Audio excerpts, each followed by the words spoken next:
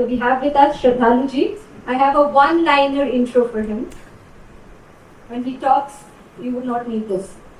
Sraddhalu ji is a scientist, educator, and a scholar residing at Sri Auroville Ashram, Pondicherry. And before I could introduce him, remember yesterday Raghav ji had already talked about Sraddhalu ji, and he has said that we have to prepare to listen to you.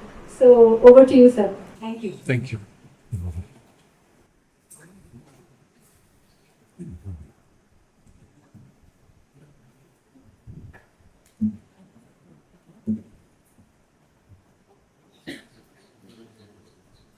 Many of you are preparing for life, and many among you have already entered life.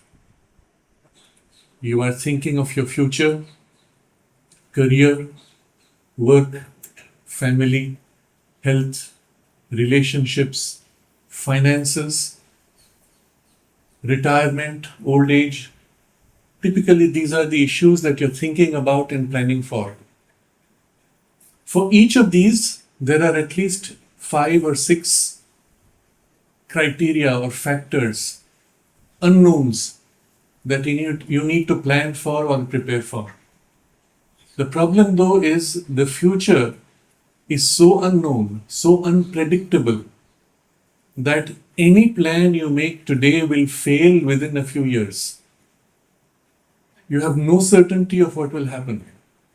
Even in terms of job security, anything that you can train for today, if someone can train you to do something, they can equally train the AI, and the AI will learn 10 times faster than you can and do it 10 times more efficiently than you can.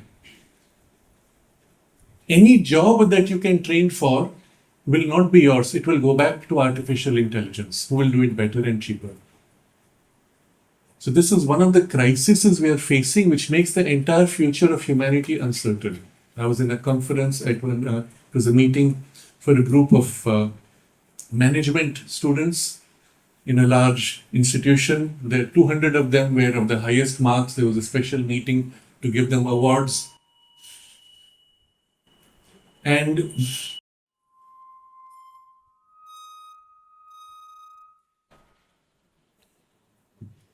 this is what I said to them, that everything you have learnt to get your high marks is entirely useless for the future, because if you could learn it, AI can learn it.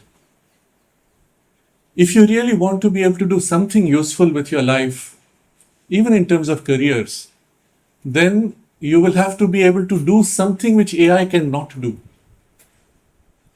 And what can you imagine that you can do which AI cannot replicate, cannot learn from you even? Wow. Emotional intelligence. Okay, emotional intelligence, but you can't live your life with emotions alone. Arts. Yes, arts perhaps, but AI can do beautiful images by copying you and integrating across thousands, millions of artists. So, yes, yoga, what does that mean even?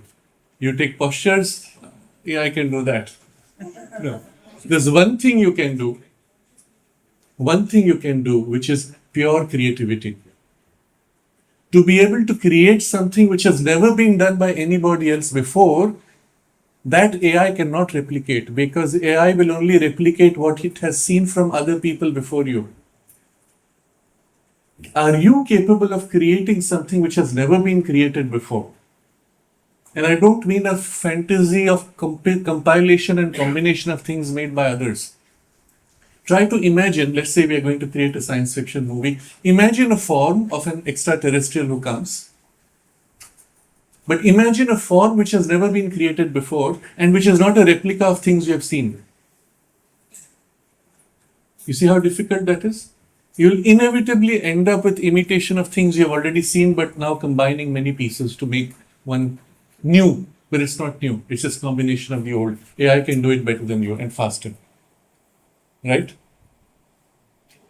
True creativity is to be able to literally draw something which has never been expressed before, but which should be accessible to you and probably exists somewhere in some higher realm, perhaps. Isn't it? Where in your entire education did they teach you to do this? Do you understand the problem? all of our educational training is largely a waste, because anything you can mug up by reading books, learn by heart, is useless because AI can do it better than you. What would make you you? What would make you special? What would make you creative? What would make you capable of creating on earth something which has never been created before, was never taught to you? And this is the failure of the current educational system, which was designed under British colonial rule, not just in India, across the world, to make you a nation of clerks who will be paper pushers and pass exams by learning by heart. Not creators, not leaders, not truly capable of being your potential. Now, I'm not going to go into that direction. I'm going to look at this picture from a bigger perspective. For all these things that you're preparing for your life, the level of uncertainty is so great in the future that anything you plan for 5 years down will become irrelevant. If you make an investment with a company that says, 20 years later, we will give you 5 times the money, you have no guarantee the company will survive. That's the pace of rapidity of change. You see how much a single mobile phone has changed our lives. And you have soon, Elon Musk will release Optimus. It will be as radical a change. Okay? So things are moving at such a pace, mostly technology driven, that we are struggling to keep pace. But more important than all this, with all that uncertainty, if you are running a business, if you have done any little work, you realize that the information you have to plan for your future is insufficient and unreliable. Everybody out there is lying. You're on social media, everybody is putting up pretense. You are putting up pretense. Every company is making statements they pay the media to tell you, which are complete lies, just to create an image, to push up their perceived value. 5 years from now, this is our valuation. It's all made up. On what basis will you take a decision? You have no reliable information. And the information is on such an overload. Medical research data is doubling every 4 years. You don't have the time to read everything. How will you even keep up if you're a doctor, for example? Or even if you're a researcher, you can't. If you spend your time reading other people's research, you'll have no time for yourself. And you'll still not have enough time to read all that has been published now. For the rest of your life, you'll be busy reading. You have an information overload, you have information uncertainty, and at the end of it, all of that is useless because circumstances will change radically within a few years in a way that you cannot foresee. How do you plan for your life? How can you find fulfillment in what you want to do? And this is the question I want to address by going to the core of the whole issue. In fact, I'm going to reduce this whole point to one single question and from there derive a second question.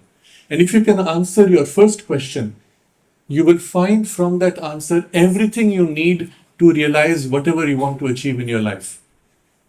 The second question will then give to your realization of what you want to do in life a direction. Okay? Because without direction, what happens to your life? There's a very interesting statement that the mother makes. An aimless life is a miserable life. Think about it. Think about how much of your life is just wandering around waiting for things to happen and you're miserable. But what will be your aim? If I ask you, you will say, I want to do this, I want to be that. Out of 20 things you could do, why did you pick that? You don't have a reference. So, first question I'm going to ask you, which is going to decide everything else. And it may sound a little abstract at first, but you will think about it and you will see what it leads to. First question, who are you truly? Think about it. Who are you truly? Because based on who you are is the outcome of everything of your life. If you're a dog on the road, you have a certain outcome of life. If you're a dolphin in the ocean, you have a certain outcome of life. You're a human being, well, you can have many outcomes, but you're not just a human being. You are this special person that you are, isn't it? And what is this special person that you are going to unfold, become in your life? Really, the question comes back to who are you truly? And we're going to address this question. We're going to find an answer. And the second question, which will derive from this, which will decide then the direction, is why are you here? I'm going to first answer these two questions from the perspective of conventional science because, well, we have been told science is the great all intelligence which answers all your questions, and they know nothing. First question, who are you truly? They will say you are an agglomeration of so many cells and biological processes. And how did that happen? By chance. What is chance? Ask the scientist. Really ask the scientist. What is chance? They'll say chance is a function in nature. It happens by chance. So this thing happened. It happened by chance. Meaning what? Chance is a keyword which we use to cover up our ignorance. When I say I don't know, I say it happened by chance. So I don't have to explain. And science creates a whole theory around chance, which says when I don't know something, I create a theory to describe how to manage what I don't know. That's all chance is. I don't know. You understand? Now, when you say that we came together by chance, and the theory, at least we are told, is somehow some molecules fell into place and become a single cell.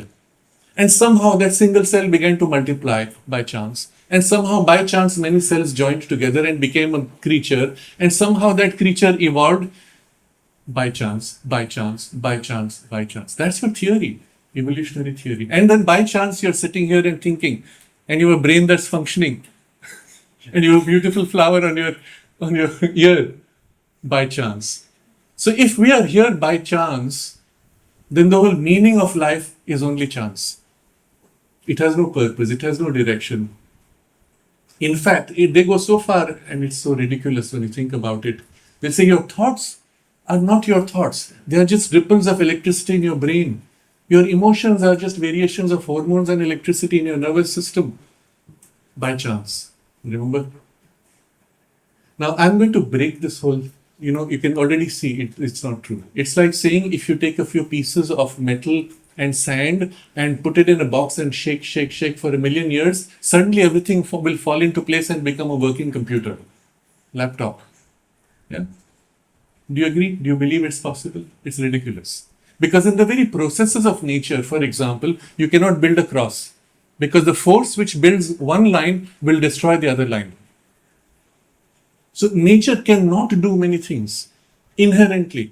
In the nature of the functioning of chance in nature, certain things are absolutely impossible, and those things are essential for life, isn't it? We see, for example, in the formation of the eye. The eye itself required 14 layers of genetic modification. Each layer was useless in itself, but they had to form one after another in sequence, layering on top. And when the last modification took place by chance, by the way, each of the 14 steps, when the last by chance happened, suddenly you had a working eye. Do you believe that? It's ridiculous. It does not make sense. And you don't exist. You are just this functioning of brain ripples. Now I'm going to break all this and set it aside and bring back to the original question, who are you truly? And we'll find an answer now which will also resonate with what you feel. And first I'm going to ask you, do you feel you're here by chance? Or do you feel deep within you, no, there is a purpose. There is something to be realized. There is a meaning to my being here, to being born, even to being here right now. Do you feel that? What is your subjective feeling within you? Do you feel you're here by chance? Anybody feels that? No. You feel? Mixture, because you have been programmed to think of chance. But what do you feel inside you? Do you feel it's chance, there's no meaning, or you feel, no, there is a meaning, but I don't know what? Okay, catch that. Catch that sensation. Deep inside you, you know there is something to be done, I just don't know what it is. So I say, oh, maybe it's true that it is by chance. No, you feel it. Trust that first.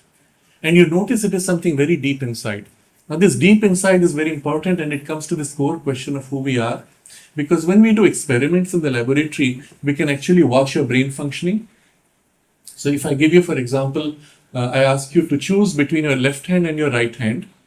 And at the moment when you make a free choice, remember it should be a free choice, you push a button. Okay? Now, suppose you did that experiment, and we do this in the laboratory. I say, okay, I'm going to choose between left and right. I just chose. Okay? By chance, remember?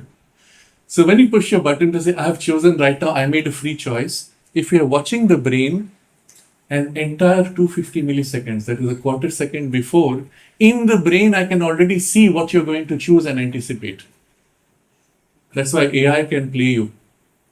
AI can hack you because it can monitor you at a level that you're not conscious. So the scientists concluded that's because we are product of our brain. There is no real free choice. No, that's not true either, because we can show that there is free choice.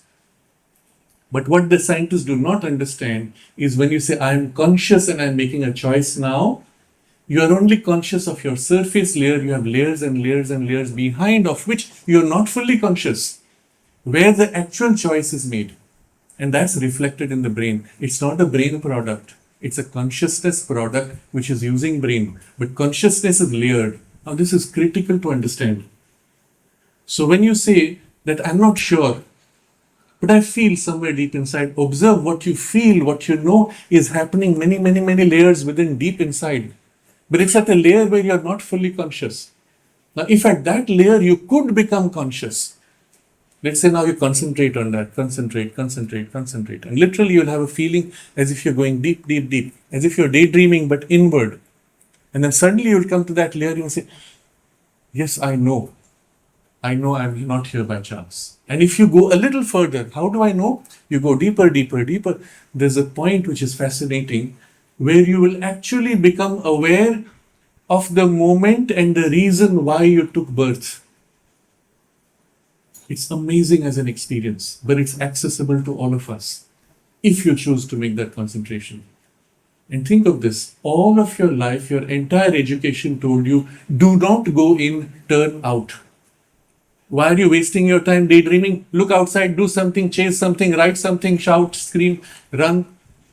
But don't stop and feel what is inside you. Do not find yourself. Why? So that when you are fully turned outside, you are hackable, you can be manipulated, you are sheep who can be moved around. But when you go within and find yourself, you are master of yourself. You can choose freely without being manipulated from outside. You understand how important this is? So this first question, who are you truly? And we're going to address this on two levels. First, you realize there is something deep within you where you feel, I'm not here by chance. You go deep enough, you will actually feel, oh, I know I came and I took birth. There are people who, having done that, they actually remember that moment where they said, oh, now I'm going to take birth. Interesting. And then if you go deep enough into that, you can also recall your past lives. Because the memory is not gone, it is all there. Because you are the same who chose to take birth across lives. Now, this is a fact of experience. I have met so many people who have actually done this, and it's not difficult. The only thing is you were never told that it's possible, or you were never given a chance to put it into practice. That's all. But straight away with this comes a complete shift of your sense of who you are. I'm actually someone who has had many lives, which I don't remember here on the surface, but I do remember inside. And the imprint of that memory is operative in me from inside out. Now, some of you might notice have, or you've seen others who have unusual phobias. One child, no experience of water. He looks at water and he gets tremendous fear. Why? Because in some prior incarnation recently, he had a really bad accident in water or perhaps died in water. And the memory of that imprint stays inside you and is influencing your behavior and your personality today. And you have no idea where it's coming from. You understand? And if you could become conscious of that, of course you can change it, but you can master it, but you can then overcome and say, oh, this life I'm going to learn to swim, so I will never drown. And you correct for that fear. So first, when you ask yourself who you are, I've taken you straight to the core that you are not this body. You are a person who has been through many lives and who has taken birth. And when you took birth, you had a certain intention. You had a certain purpose. Why am I going to take birth? I want to experience this. I want to grow in this way. I want to achieve this. I want to realize that. There's an example Sri Aurobindo gives. Let's assume you were a king or a king has spent the whole life in luxury, but he has also tremendous responsibility, authority, and has developed a capacity to lead people. Let's say he was a good king. And at the time when he is about to leave his body, because we never die, we are immortal, okay, the true you is immortal. You're about to leave your body. You look back, oh, I've had this wonderful life, I've achieved so much, but I've never experienced what it is like to have nothing. What's it like to have absolutely nothing? That would be a fascinating experience. And the soul chooses, I'm going to take birth next time in a family where there is nothing available. And when he takes birth, the goal is to start with nothing and build the entire kingdom from zero. Wow, what an adventure that will be. This is how the soul's perspective is. Okay? So he takes birth in a family of extreme poverty, barely surviving, and then from there begins to develop his capacity. So now in the child, with no surface awareness of it, there'll be this tremendous drive. I must ensure that nobody will remain poor. I must achieve this. I must create that. I must have so many people. And I will make sure nobody has poverty afterwards. Where did the drive come from? It's not as if it was in reaction to the parent's situation. It was the soul's choice at the point of entry into life. So when you start asking yourself this question, who am I truly? The second question now begins to become answered. Why am I here? I chose to take birth, but what did I choose to do? What did I choose to realize in this life? And because you chose that, the entire turn of your personality is in a certain direction. Now, there are various ways to describe this. For some of us, we describe it in this way. And broadly, we describe 4 turns of nature, 4 drives or motivations which we are driven by. The first and the one which we call it first because it leads everything else is the drive for knowledge. I want to know. Now you'll notice all of us want to know. Okay? All 4 drives are within all of us. First, I want to know. Now as a child, while you're a fetus in the womb, we can now today watch a fetus through ultrasonic and other means. And what do you see? When the parents talk, the fetus turns. Where is this voice coming from? I want to know. Okay? And when it is born, it hears the same voice. It tries to open the eyes. Who is this voice I've been hearing for so many months? I want to know. Interesting. You show a baby an image, let's say, what as you do in a magic show, I create a little ball or a cube and I hide behind a support. So the baby sees the thing hanging in midair. The child looks at it and says, what is this? And starts crying. I don't understand. I want to know. You've seen a magic show?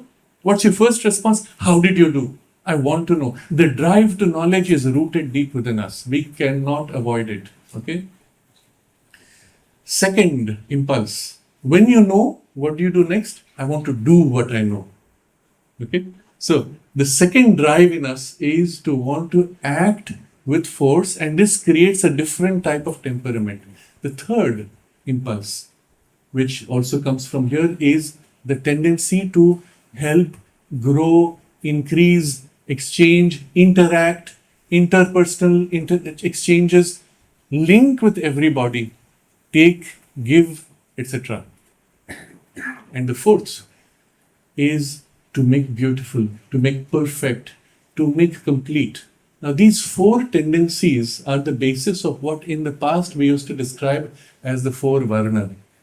The British took this deep psychological truth of human nature, twisted it and called it caste system, and they made 2000 castes. Now, castes are nothing but communities. It's a bigger discussion. We won't have that now. They are communities. It was used to, Varna was misrepresented as caste. Varna is only 4. And Varna, all of us have all 4. But in all of us, one of these dominates.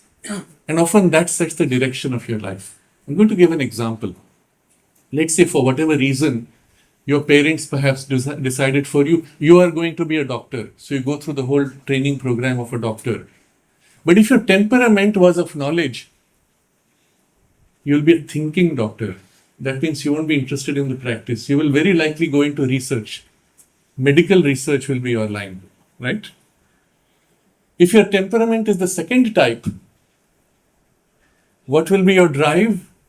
I want to do, I want to achieve, I want to create, I want to overcome problems. So I will be an activist doctor. You see the difference? Third temperament is exchange and growth. You will not be a good doctor. You will be a businessman of a doctor. I will trade, I will make money.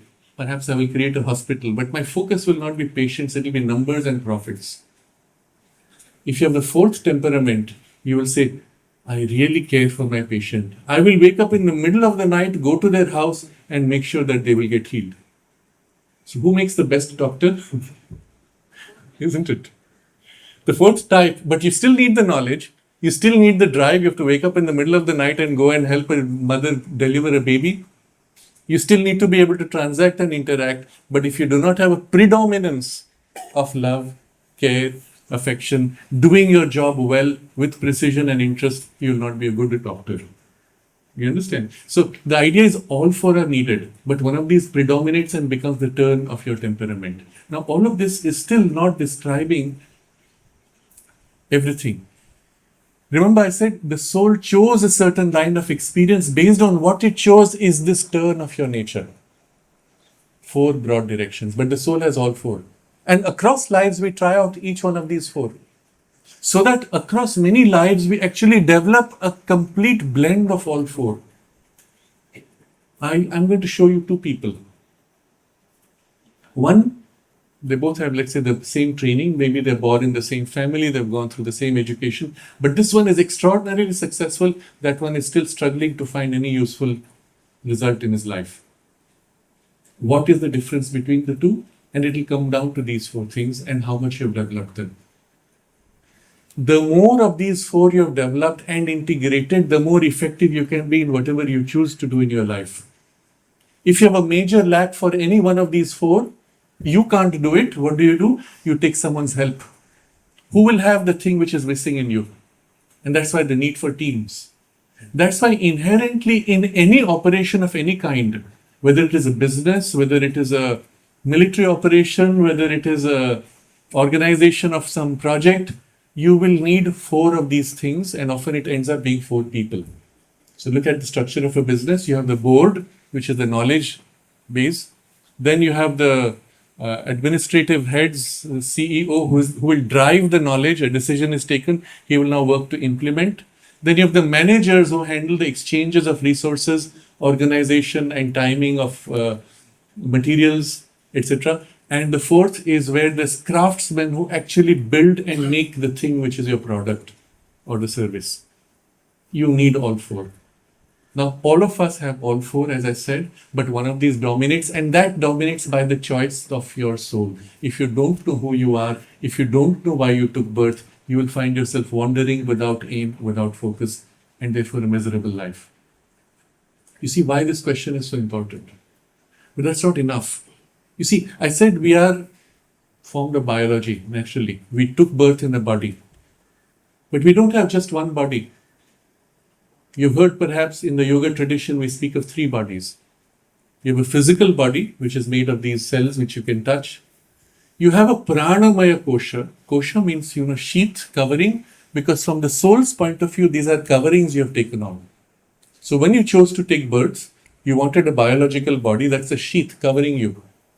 But you are not body, it's a sheath. So, annamaya kosha. Anna is food. Why do we call it food body? Well, because you eat to make the body. But what's interesting is the whole world which is physical is anna.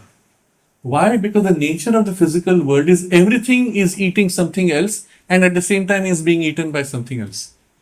So as you eat food, you have bacteria within you which eat you, right? Eventually your body decomposes or breaks down and is used by other things. The tree eats you and then you end up eating the tree's fruit. Everything is eating. So this is annamaya. But the next one is called pranamaya. Is the sheath of your life force, vitality. Now you'll wonder, what is this body of vitality? Does it make sense? I don't see vitality. Would you agree with that? Or have you felt, have you sensed? Somebody walks into the room and says, oh wow, you feel the vitality. You have had that experience? You've noticed how it works. Sometimes all of us, a large number are talking, someone walks in, you've hardly seen the person and you turn. We call it charisma, magnetism. You've seen people, often these are famous politicians or film actors, they have charisma. Otherwise you can't be effective as a politician or an actor. They don't look particularly good, but they wield power, vitality, force, energy, and they can play it. I'll give an example. You've heard the name Marilyn Monroe. She's a very famous actress at one point. There's an incident from her life narrated by one of her friends. So the friend and they are in a store buying groceries. She's dressed completely ordinary, half covered, and nobody has noticed her.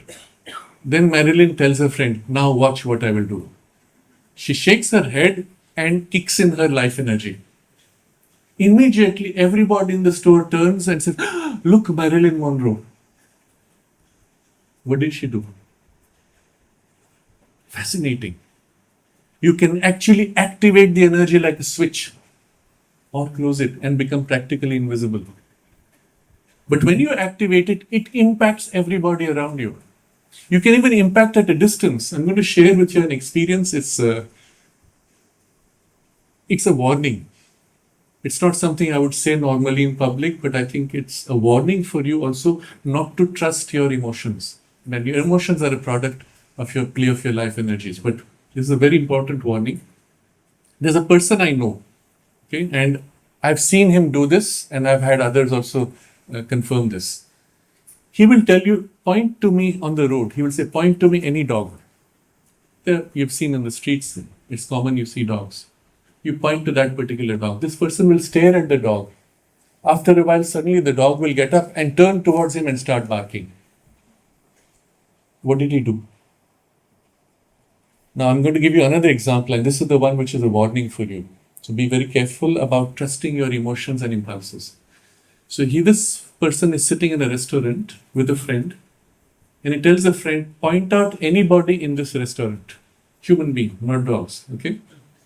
So the friend says, okay, he picks out some girl that he thinks is very attractive.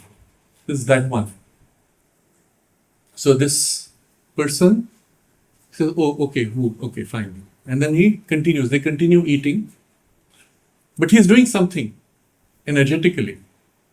In 15 minutes, that girl walks by next to their table, stops, looks at him, and as if goes to the toilet, then comes back again, looks at him and stops.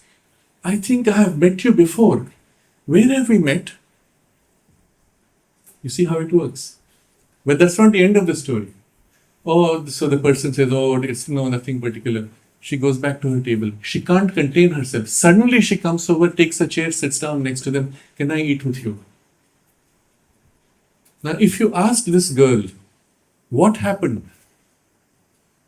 She will say, I don't know. I felt some tremendous attraction. It's as if I have known him all my life, and suddenly I felt overwhelmed that I should connect with him, or something of that extent.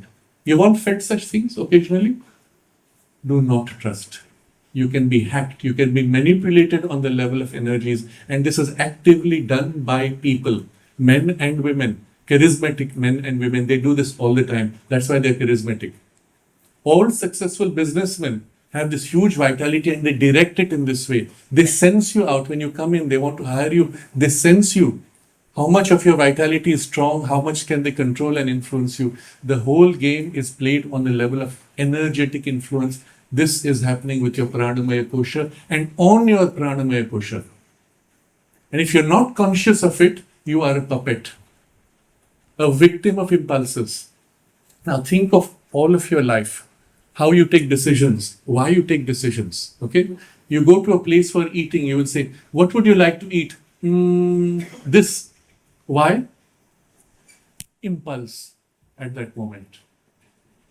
Do you know that impulse can be hacked? You can be made to choose something and you wouldn't even know it. And you'll think, I chose in my freedom. No, you did not. You were manipulated. All at the level of life energies. And these are actually done. And I'm not going too much into detail, but I want you to understand, anytime you have an impulse, do not trust it. All impulses are hackable. They are impulses finally. They are not you choosing freely. An impulse binds you. It is not freedom. The biggest mistake the youth today makes, because you're programmed to, and I want you to be conscious and to correct for it. The biggest mistake is to think that freedom is to be impulsive. No. Impulsiveness is the greatest slavery. It's not freedom.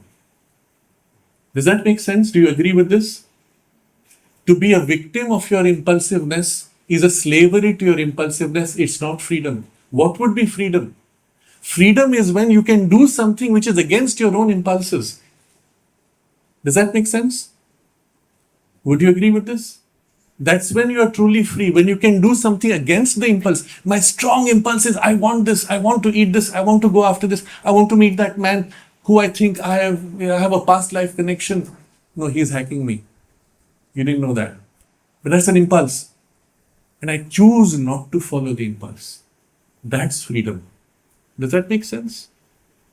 Okay, so if you truly want to be free, the first thing you would want to do is to master all your impulses, refuse them even, and then make a conscious choice which is not impulsive, which comes from a higher understanding, and do that even if it's uncomfortable to do. Then you will be free. Otherwise, all of your life you will be a slave of impulses, and since your impulses can be hacked, you will be manipulated.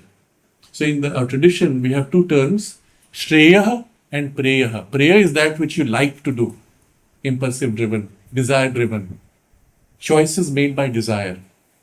That's inferior, you are hackable. Shreya is that which is superior, which you know to be right and good, irrespective of desires of yours or others. And to make the choice requires you to rise above your own impulsiveness and find a higher freedom. Now, remember, you're being taught the whole programming of society, of advertising, and even your education is to follow your impulse, follow your mood, follow your heart, they will say. It sounds nice. No, don't follow your impulsiveness. Because that's when you are manipulated through advertisements, through boards. And the manipulation is very, very powerful. There's a whole technology developed. If you're interested, look up Marshall McLuhan, I think. He's the one who developed the whole technology of advertising manipulation. Look up a field called neuro-linguistic programming, how with the use of particular words you can manipulate other people's behavior and ideas and thinking and emotions. Literally hypnotize you without you realizing it. And this is the technology used through advertising. I'll give two examples. Do you notice suddenly in the last 10 years, all over the country, you'll have messaging, sometimes advertisements, sometimes boards on the road, don't drink and drive. Okay, so you'll say, oh, it's a very good advice, right? No, it's not. What they are doing is, don't drink and drive, but you can drink as long as you don't drive. Suddenly drinking becomes acceptable social behavior. And look at the subtle change made. What is drinking? Do you drink? No, I don't drink. What do you mean? You don't drink water? The game they've played you is the word drink has been associated with alcohol. Look, I'm drinking. No, you're not drinking. This is water. Water is not drinking. Alcohol is drinking. I don't drink. You see the game? Now you are somehow inferior because I don't drink. But of course I'm thirsty. So implicit in the neuro-linguistic programming, the advertising hypnosis is if you're not drinking alcohol, you're somehow inferior. And if you drink alcohol, you're normal. But don't drink and drive. But please drink. That's the programming that's happening. Responsible drinking. Suddenly by drinking, you become responsible. You see how the game is played in your mind? You're not even conscious. They're hacking you at those layers behind, which you're not conscious of, from where you are programmed and your behavior is changed. What happens when you take alcohol? You lose your freedom. You lose your ability to make a choice. You are now driven by the impulsiveness of your lowest grade of behaviors. And that's why people behave in strange ways when under alcohol. And that's why in business, they make you drink alcohol because then you can reveal all the secrets. You'll reveal what you truly want or don't want or fear. But all this is to warn you, you are being hacked all the time. Rise above your emotional impulsiveness. Make a conscious choice by the Shreya, the part in you which knows what is superior. Then I'm going to give you an example of how powerful this vitality can be practically. It's not just about impulses, it's also about your biology. Because your biology is driven by your vital energy. If you're weak vital, your biology will be weak. If you strengthen your vital energy, your biology will be strong even if it appears to be weak. And I'm going to give you an example. I would like for that one volunteer. Would you like to come? please. Stand here, facing them. Extend your arm. Extend your arm up. Okay. Now, hold this tight. I'm going to pull down, resist. No, resist it. Hold it up like this. Okay. Yes, yes. Okay, strong man. Huh? Full strength. Okay. And with one finger, I'm doing this. Watch. Now, I want you to concentrate. Feel inside your arm and visualize a flow of energy. White light. Close your eyes, concentrate. Concentrate. Feel the energy. And slowly let it increase as if a gush of flowing like water, pure white light energy, vitality. Now feel from your feet, you draw energy through your feet, through your chest, and then out through the arm. Good. And amplify it now. Very good. And increase it more. Increase it more until it becomes intense. And again intensify it. Okay, now hold your hand. Hold your hand. You can see what's happening with. Okay, stop. You can open your eyes. You saw the difference the second time. The hand was much stiffer. I had to use 2 or 3 fingers to pull down, and still I couldn't pull beyond this much. What was your experience? What is easier? Not easy, like hot energy feel. Yes, and at that time, did you feel it was easier to hold? Huh? Yeah. You had no strain. There was no muscle effort. What is interesting is when the energy is flowing, and this was purely, we did maybe a minute of concentration, visualizing an energy, feeling it, you notice the strain in him was less. He was relaxed. The first time he was going, the second time he was relaxed, and I had to use the full force of my hand with several fingers, and I still couldn't get it beyond this level. What happened? The biological capacity got amplified by the flow of life force. Okay, thank you. You saw this, how effective it can be. Now, there's a whole training system which was taught in the Raja Yoga tradition, which has largely been lost within India. There's still some schools which have it in Kerala, and I don't know in Tamil Nadu if it is still there, but in Kerala it is still there in the Kalari Payat training. But it has survived in some of the Buddhist traditions which took a lot from the Raja Yoga training, and particularly when they went to the Himalayas, all of the yogis had this technology, but it is largely today known under the Tibetan name of sumo fire. Sumo, a variation of how the English pronunciation comes. What they do is, they train you to amplify your life force by using certain breathing and visualization exercises, just as you did now, but centering on other parts of the body. And with that, you amplify your body heat. And once you've mastered this, there's a test you have to pass. So in Tibet, you can imagine how cold it is. At night, you have a frozen lake, you cut a hole, sit next to the hole, you dip a blanket soaking in freezing water, and you sit bare-bodied and wrap the blanket around you at night and dry it with your body heat. When it's dry, you put it again and wrap around you, and through the entire night you have to keep drying blankets of freezing water with your body heat. And in the morning, if you have still survived, then you have passed your test. After this, the monk can live in the snow, bare-bodied, for the rest of his life. And you'll see videos of these people. They will lie down in the snow, go to sleep, wake up, bare-bodied, walk on. No problem. Now, if you look at it purely from your biological science, your body does not have enough calories to produce so much heat. Where did the heat come from? You're not depending on biology, you're drawing from the life energy. Life energy you can draw infinitely from the universe because it's everywhere. You effectively become free of the limitations of your biology. Now, there are many other things you can do once you can master the life force. As you saw, your strength can be amplified. Now, many of the Tai Chi masters, you will see in Tai Chi, the whole focus is on relaxing the body. You don't build muscle strength. You relax. And by relaxing, you can do something much more intensely, much more fast. And it's done by life force. So, for example, you will see these people, they break a brick in karate. They break a brick. The brick is harder than your bone. So, if you went with pure biology, you hit hard, you'll break your bone. The brick doesn't break.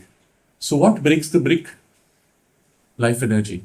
But life energy at a layer which is densified, which is around the hand, and the actual hit takes place on an edge which is just around the hand. Have you ever noticed this boundary around the head? Let's see if you can see this around me. Can you see around the head a haze like a whitish light? Can you make out? Look particularly at the background behind.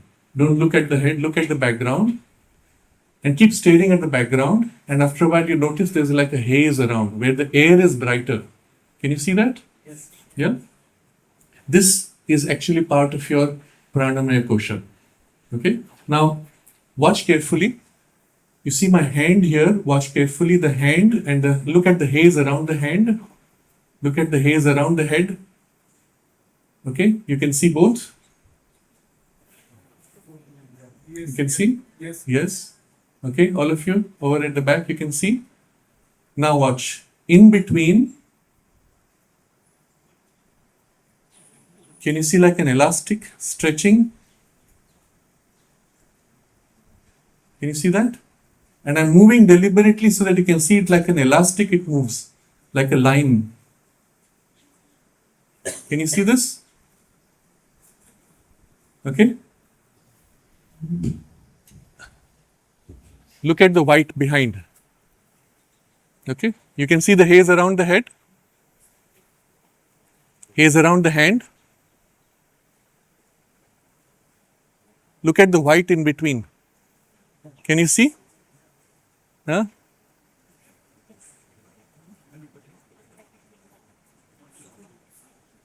Yes. Yes?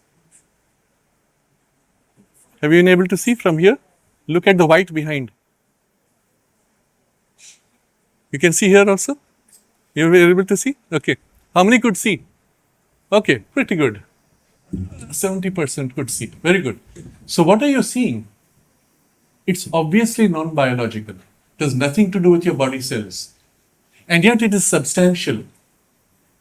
Right? What is it made of? And if this thing exists, it's certainly more powerful than your biology. Your biology depends on it. It doesn't depend on your biology. If you can change this, you can change your biology. Isn't it? Try this experiment. Again, a variation of this. Bring your two palms together at a distance of about 2 centimeters. And relax your palms and slowly bring them close and move them side to side, forward, backward, closer, farther, slight movement. You notice the sensation? Like you brought two magnets together. Can you do that? Everyone can feel it? If you find it difficult, close your eyes and feel. And then once you can feel it, open your eyes and notice. Can you feel as if something is touching, like a field, like a magnetic field around? Okay? Now, this is actually a physical sensation you're having, but of a substance which is non-physical, isn't it? So that's why we will call it a subtle physical. It's subtle, but it's physical also at the same time. And this is part of your pranamaya kosha, your energetic body. Now, what is important here to understand is this energetic body and your biological body are fused together, but they're separate at the same time. They're distinctly different things, but fused together. What happens when your body has a cut? From a purely biological way, think about it in this way. Let's say I have a deep cut. The cells on both sides of the cut have died. The body is now rebuilding. When it starts rebuilding, how do the cells know in which direction to rebuild? How does the muscle tissue know that I have to build a fiber and from the other side another fiber and the two fibers will touch? Because the cells don't have a GPS, they don't have vision. How do they know in which direction to grow? Why don't they grow just anywhere like a cancer? There is something there which is guiding the cells and guiding them in which direction to grow, like an electric field or like a magnetic field. You see, when you put a magnet under a paper and you throw iron filings, you'll see it takes the lines of force. This thing which you felt, saw, are the lines of force of your life energy which form your physical body, which controls the repair mechanism of your physical body. Okay? If you can modify that, you can modify your physical body. If you can modify that, you'll modify the shape of your physical body. You can reduce your weight, increase your weight, change the shape, heal something, even replace a scar tissue. with no limit, because that is the template which controls the biology. I'll give you an example because this is quite fascinating as an example, and some of you will be perhaps interested to experiment with this. When I was a child, I was in kindergarten, must have been age 5 or so. I had a little scratch here because of a metal buckle, and there was a scratch in the arm. 10 years down, the scratch was still there, the scar tissue had formed. At the age of about 35, I said to myself, how is this? My body has grown so many times. I'm like at least 4 or 5 times heavier than what I was in kindergarten. All the cells have been replaced multiple times. So why is the scar tissue still there? Science does not give you an answer to this. But you can understand this if you understand that the energy of your pranamaya kosha, your energy body, actually is the template for the gross body. So as long as in the energy body there was a scar, the memory of the scratch, the damage, the trauma of it is held, it is rebuilding new tissue, new cells around the trauma, so there is a scar. So at the age of 35, I said, I must change this. So I did what I had to dissolve that scar. Okay, the energy, in the energy, because you can't change in the biology easily, but you can change in the energy, which is plastic. You saw I can actually stretch it. It's plastic substance. Okay, so it can change with your thought. You direct your thoughts, it changes shape. You can extend it, you can project it, etc. So I put an intention to dissolve that scar.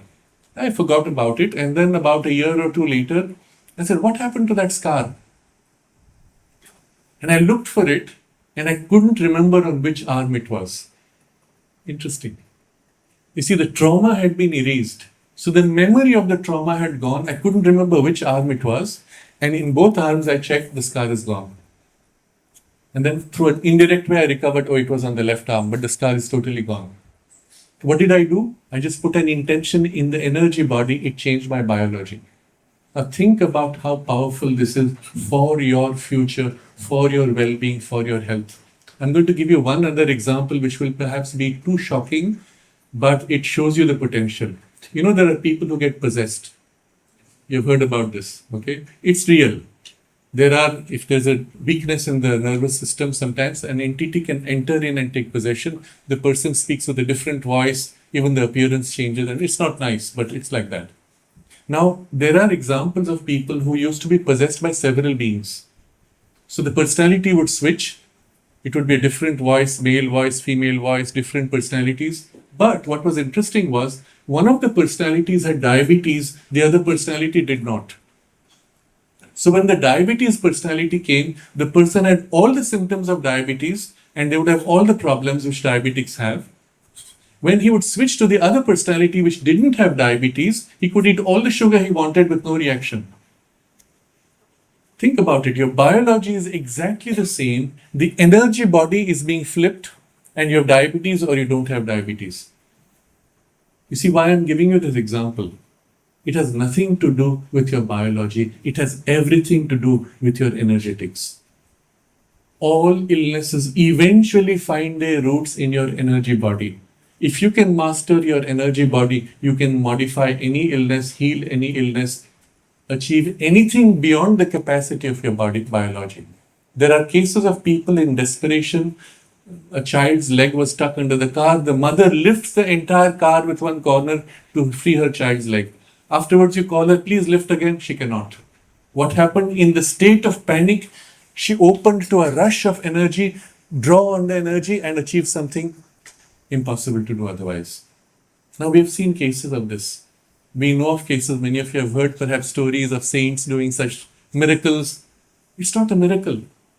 It's a training you can do to acquire control over your life force, and with that amplify as we boosted your capacity, your biological strength amplified. And there are people, and this is taught in some of the Kalari Payat training, there are people who will do this. An attacker is coming towards you to kill you with a sword. This man will point and concentrate on one of the energy centers and the attacker falls unconscious. That's the power of energy flow, to heal or to kill. Okay? So who are you? I'm coming to the other next question. Yes, of course, you are the soul who incarnated. Yes, of course, you have taken a physical body, but you have an energy body. You have a pranamaya kosha equally. upon which your whole physical life depends. To become conscious. Nowhere in your education you were taught to become conscious of this. And yet it's the single most important thing you could have learned if you had been told it was so important, right? But that's not it. They have a third body. Manomaya kosha is the mind body. And here's the crazy part of it. Your mind is a body. Isn't that strange even as a vocabulary? No, this fellow must be crazy. What do you mean? Mind is product of brain. No, it's not. And the evidence also is very fascinating. And I'll give a few examples. There are people, who have what they call out-of-body experiences or near-death experiences. And the most common near-death experience takes place either during an accident or on the operating table.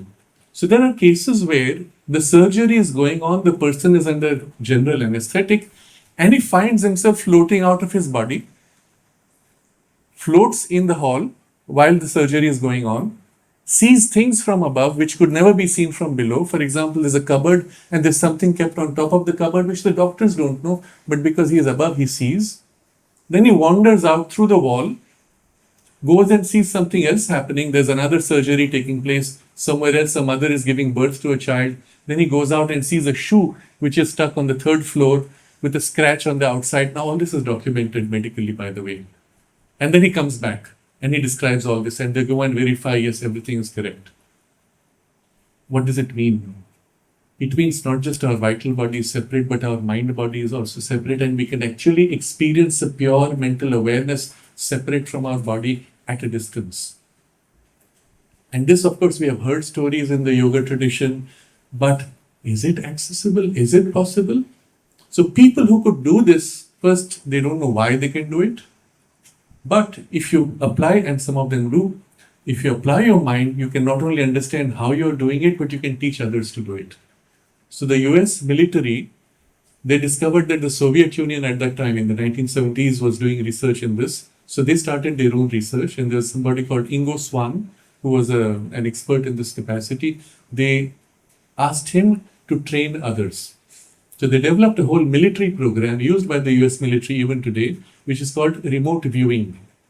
And it's a method by which, and you can look it up, there are videos, training programs of this. It's a method by which you can project your consciousness to any location, anywhere in the universe practically, see what's happening there, describe and draw it accurately. So with this, they were spying on the Soviet Union. And afterwards, when the Soviet Union fell, they actually verified everything they had seen was correct. And I'll give one example, which is one of the most dramatic. So there was one particular facility in the Soviet Union, which was the most super secret, and the CIA could not get its people inside. So they told the remote viewer, can you see what's happening there? So he projects himself. Inside, he describes what appears to be a gigantic submarine. Except that there's no water. That whole hangar is several hundred meters away from the sea coast. And then he's asked to measure the size. He describes the size, it is too big to be a submarine. Nobody builds submarines which are so big. Then he describes how there are special missile silos which are slanted. Nobody ever does that. This is crazy. What's he talking about? But he's drawing accurate drawings. Then he's told, look at the same place 1 month from now. Look at the same place 2 months from now. And he's describing the future as the thing changes. And then suddenly he says, now I see a series of explosions and the entire thing flows out and goes into the sea. So with this method, they had a date on which this would happen. So they turned all their satellites and they watched by satellite the release of the world's largest submarine at that time, which Russia had built, and it had slanted silos, etc. Everything which was described was accurate. So in this mind projection, not only you can watch what is happening today, you can also see what is in the future and in the past. And this is fascinating. It totally blows your mind. But in fact, this is our experience. Have you ever had a premonition? You knew that something was going to happen and then it happened, right? We've all had it at some time. Why does it happen? Can you control it? Nobody ever told you this. But if you understand that this power is inherent in all of us, we can actually train it, we can develop it to be able to sense beforehand anything you want to know. wouldn't you find it worth it to develop this capacity so that you can anticipate the future, your own day's outcome, and plan for it? Wouldn't it be worthwhile? Do you think it's worth it? To be able to read what is in someone else's mind? So this person, when he was during surgery, he's floating above, he could read all the doctor's thoughts. So afterwards he wakes up and says, you were thinking about this, your wife is doing that at home, you were thinking about your child. And he says, how do you know? Because when you're out, you're in the mind body, your mind body can sense other people's thoughts. Wouldn't it be useful to read other people's thoughts?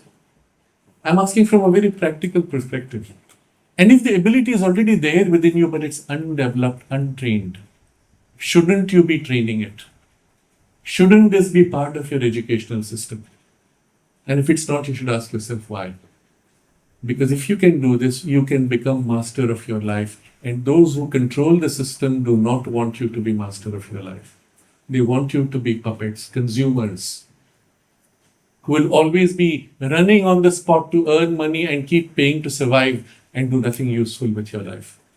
Never fulfill that for which you took birth, you as the conscious soul, isn't it? And the power of the mind body is such, it controls your life body. It directs your life energy. Remember what we did with the experiment? I asked you to visualize and feel. With your mind, you directed your life energy. It was as simple as that. And your life energy controlled your body. So if you're master of mind, you can become master of life and you can become master of your circumstances. But then I'll ask you the simple question, who is mastering your mind? Who is choosing to think? Who is making the choice? And so that reminds us once again that we are soul, who has a mind, who has life force, who has body, right? But you're not conscious of your soul, just as you're not conscious of your mind, you're not conscious of your life energy. You're only conscious of your biology, and that too half conscious, or even 1/10 conscious. You're not even conscious of the digestion in your stomach. Can you feel your digestion happening? You see, you're not really conscious. So we are actually in an evolutionary journey in which we have become thinking beings, but we are not yet fully conscious even of our own thoughts. We're not conscious that in our thoughts there are layers and layers. Have you ever tried to sit down and quiet your mind? Well, you just did it earlier, but when you sit down and try to quiet your mind, do you notice you have a rush of more thoughts? Why is it this happens to everybody? You know what? They are not a rush of thoughts. They were thoughts which are already inside you. When you quieted your mind, you became conscious that there was this clutter of junk of thoughts happening. But they were always there. You were not conscious of it. Now you became conscious because you tried to quiet your surface part of the mind. So in fact, we notice your mind has layers, and on each of those layers you have thoughts happening. Has it ever happened to you? You wake up and there's a jingle from an advertisement which you saw and it's repeating itself in your mind? Has it happened to you? You try to quiet your mind and there's this music going on. Do you know why the advertisements repeat themselves so often? Because they want to consciously plant this jingle inside you so that it goes on automatically, so that when you go to buy something, that jingle behind inside your mind will make you buy that and not something else. You are being hacked and programmed and manipulated through these jingles, through layers of your mind where you're not conscious. Now become conscious. At least know that this is happening. And then you can choose whether you want to go back to sleep or you want to wake up and take charge of your life. Okay? But still, I've not come to the main point. You are physical body, life energy body, mind body, and then inside is the soul. But I said, AI can replicate anything that you do. What is it that you can do which AI cannot replicate? The pure creativity. Where does that come from? Because your mind is not the source of it. And this question I will answer, which will complete our discussion with the fifth layer, which is a part of you, which is you. Okay? So you've all written poems in school. When you write a poem, you'll find there are two types of poems. There are poems where you're struggling and trying to force fit some words and get a rhythm and rhyme. Somehow you construct it by putting pieces together. You've done that. And then sometimes it happens, suddenly the poem flows. And you're busy writing to keep up with the flow. You don't even know what you're writing, and when it's finished, you look and you say, wow, this is fantastic. I couldn't have written it. You've had that experience, all of you? Who wrote the poem? Because you didn't do it, it was obvious. Where did it come from? And always, subjectively, the experience you feel is, it came into me. it flowed through me, and you feel as if it's from above. Right? That's your subjective experience. Now we will confirm it. Yes, it's true. There is, in fact, a center above which has this capacity of extraordinary creativity. What you cannot do, or which you do with great struggle, it can do effortlessly in a flow like this to write that perfect poem. But that's a part of you. That's the source of your creativity. But you've never been trained to activate it. And this I will call, I'm going to generalize it. Forgive me for generalizing too much. I would say your spiritual potential. It's the beginning. It's not the real thing. There's much more beyond, but it's the beginning of it. But I'll explain what I mean by that. Now you notice your biology and body is linked with your life force. I said they're joined together, and your mind body on top of that are joined together. Three bodies are plugged into each other, and your soul is using this as a sheath. Okay. So naturally in this joining, there are special focal points of the join where the welding is taking place, where there's a transfer across bodies. Okay. So those centers, they are called centers of transfer, chakras. Because when you look at them with the subtle sight, you see them as a movement which is rotating. Okay, so its chakra means wheel. You notice there are many centers of consciousness within you, centers of awareness of different qualities and grades. We'll do another experiment. Now I want you to touch your elbow and shoulder. Between the two, close your eyes and feel which is closer to you. Closer to you. Touch and feel. Which feels closer? Okay, shoulder mostly. Between shoulder and elbow, shoulder feels closer. Okay. Between shoulder and temple, which feels closer to you? It all depends where you are located, but temple, everybody? Okay, between temple and forehead, which feels closer to you? Forehead, everybody? Which part of the forehead is closest to you? Touch everywhere. Did everyone come here? You found your center of forehead? Now, interesting, the closest part to you in your whole body is here. Interesting. Your mouth is below you, your hair is above you. You are here. Observe. Yeah, all of you felt it here? Anyone felt a different location? Sometimes people feel more in the chest, but that's rare. Okay? But you are here. Now, express to me by gesture. You want to say I. You're doing a mime you're on stage without words. You want to say I. How will you express I? What do you do? Concentrate. How do you say I with gesture? You say I. On your chest, you don't say I.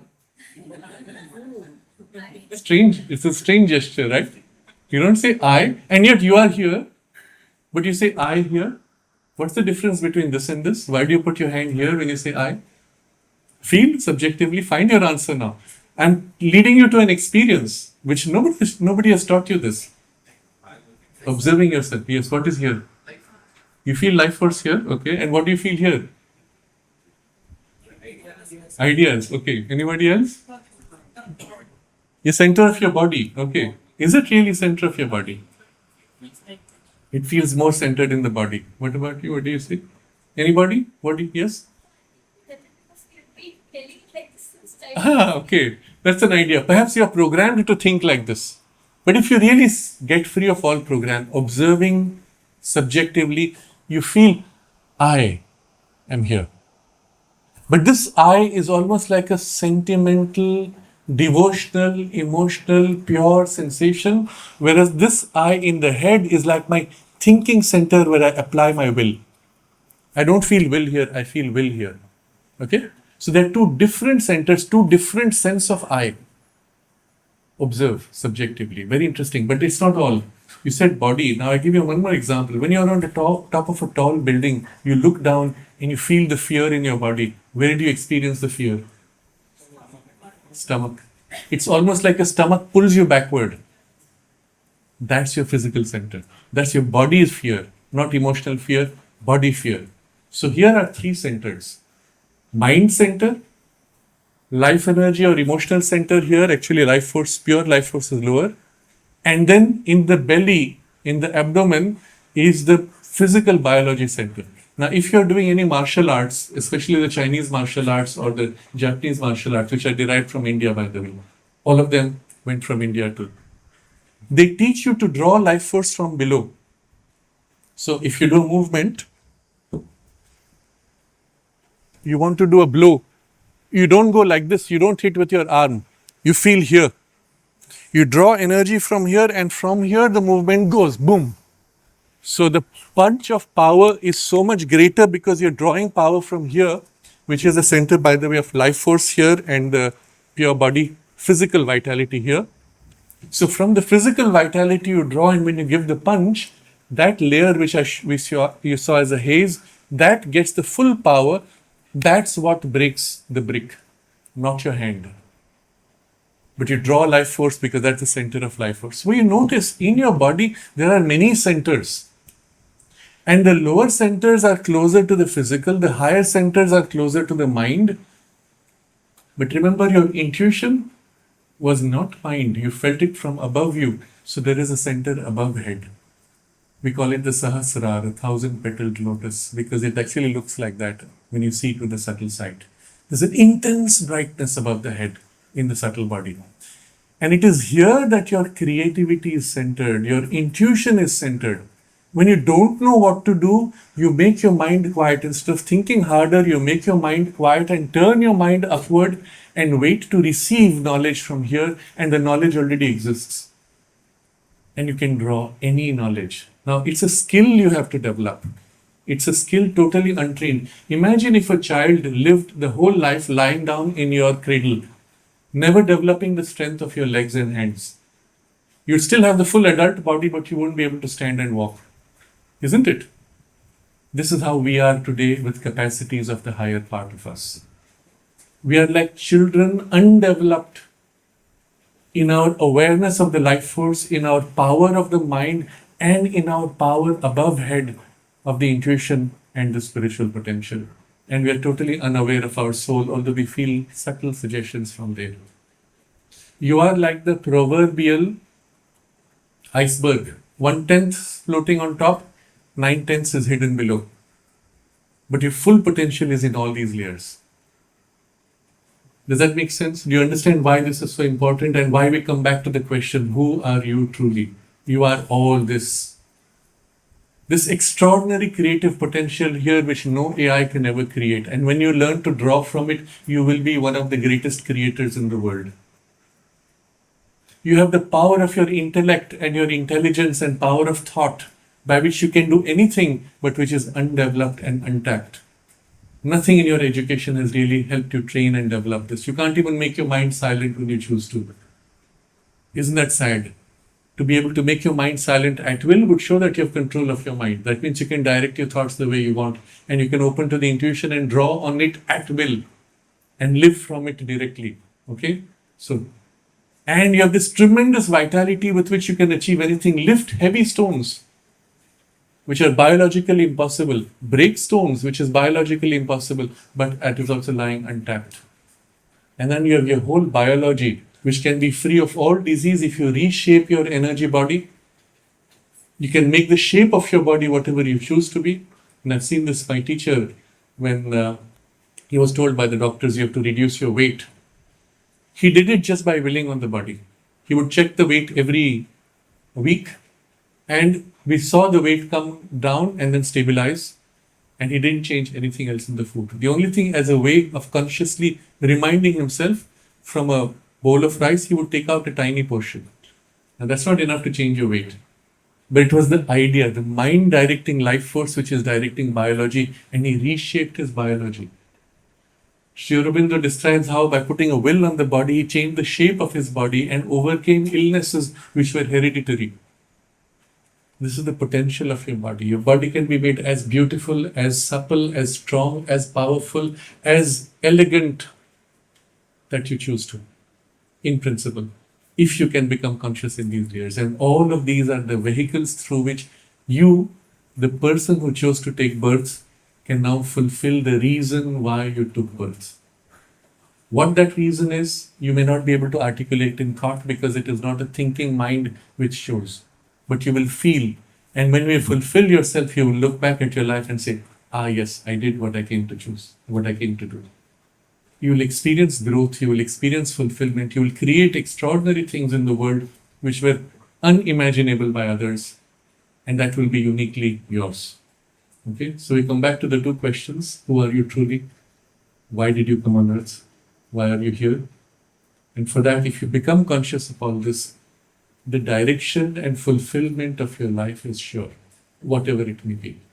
So now I'm inviting you to break out of the conventional way of thinking about your life and start thinking from this inside out perspective, and start taking small steps to become more and more conscious of yourself, to take charge of your life and become master of yourself and your circumstances.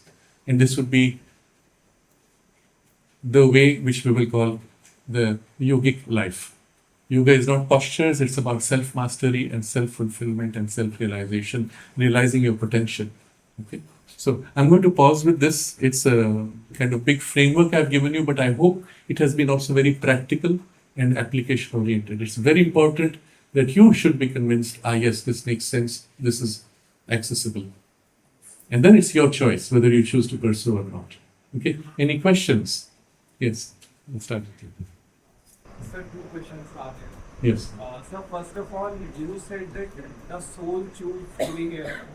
But what I have heard or what we have read that soul is nirvika.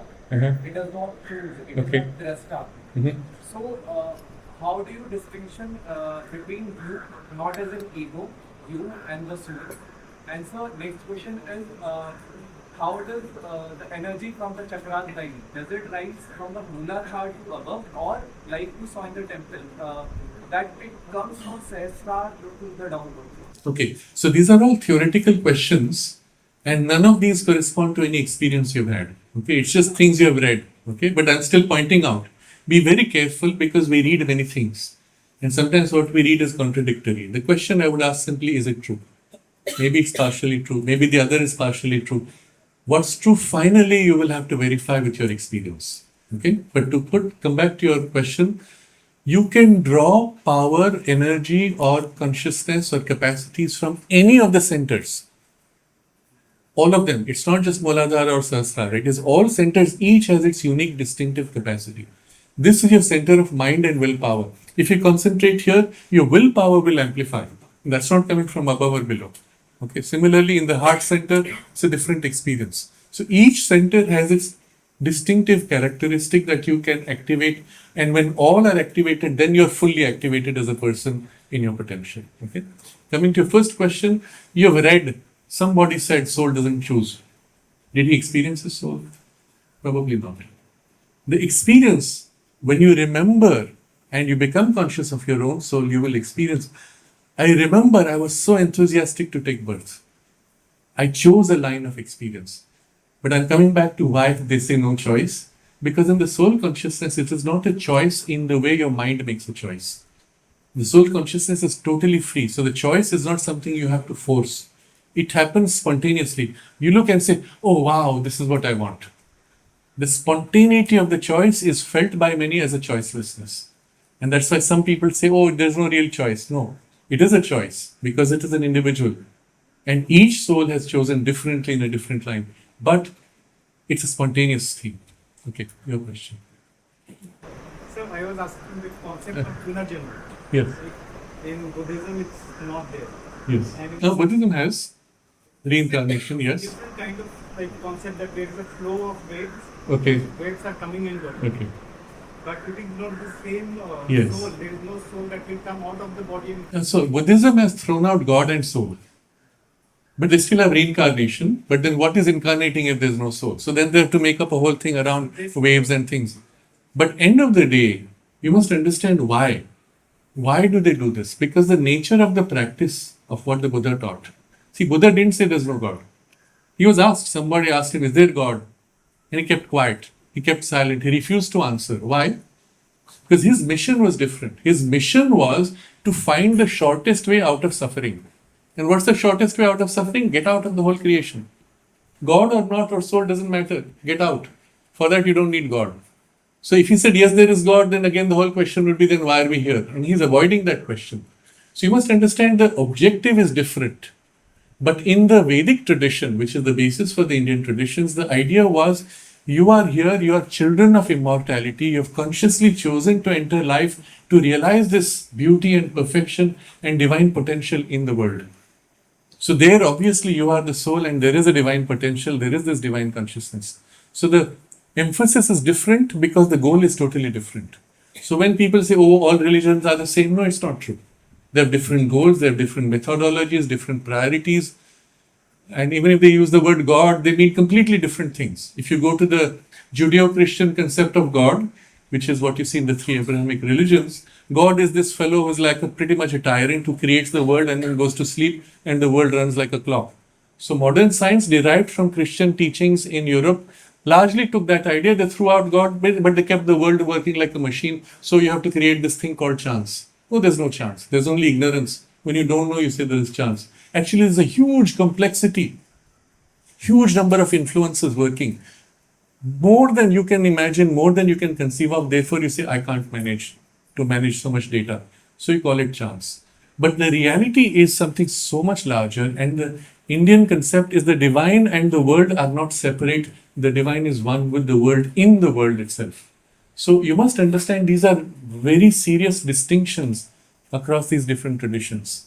Finally, what matters is what is true.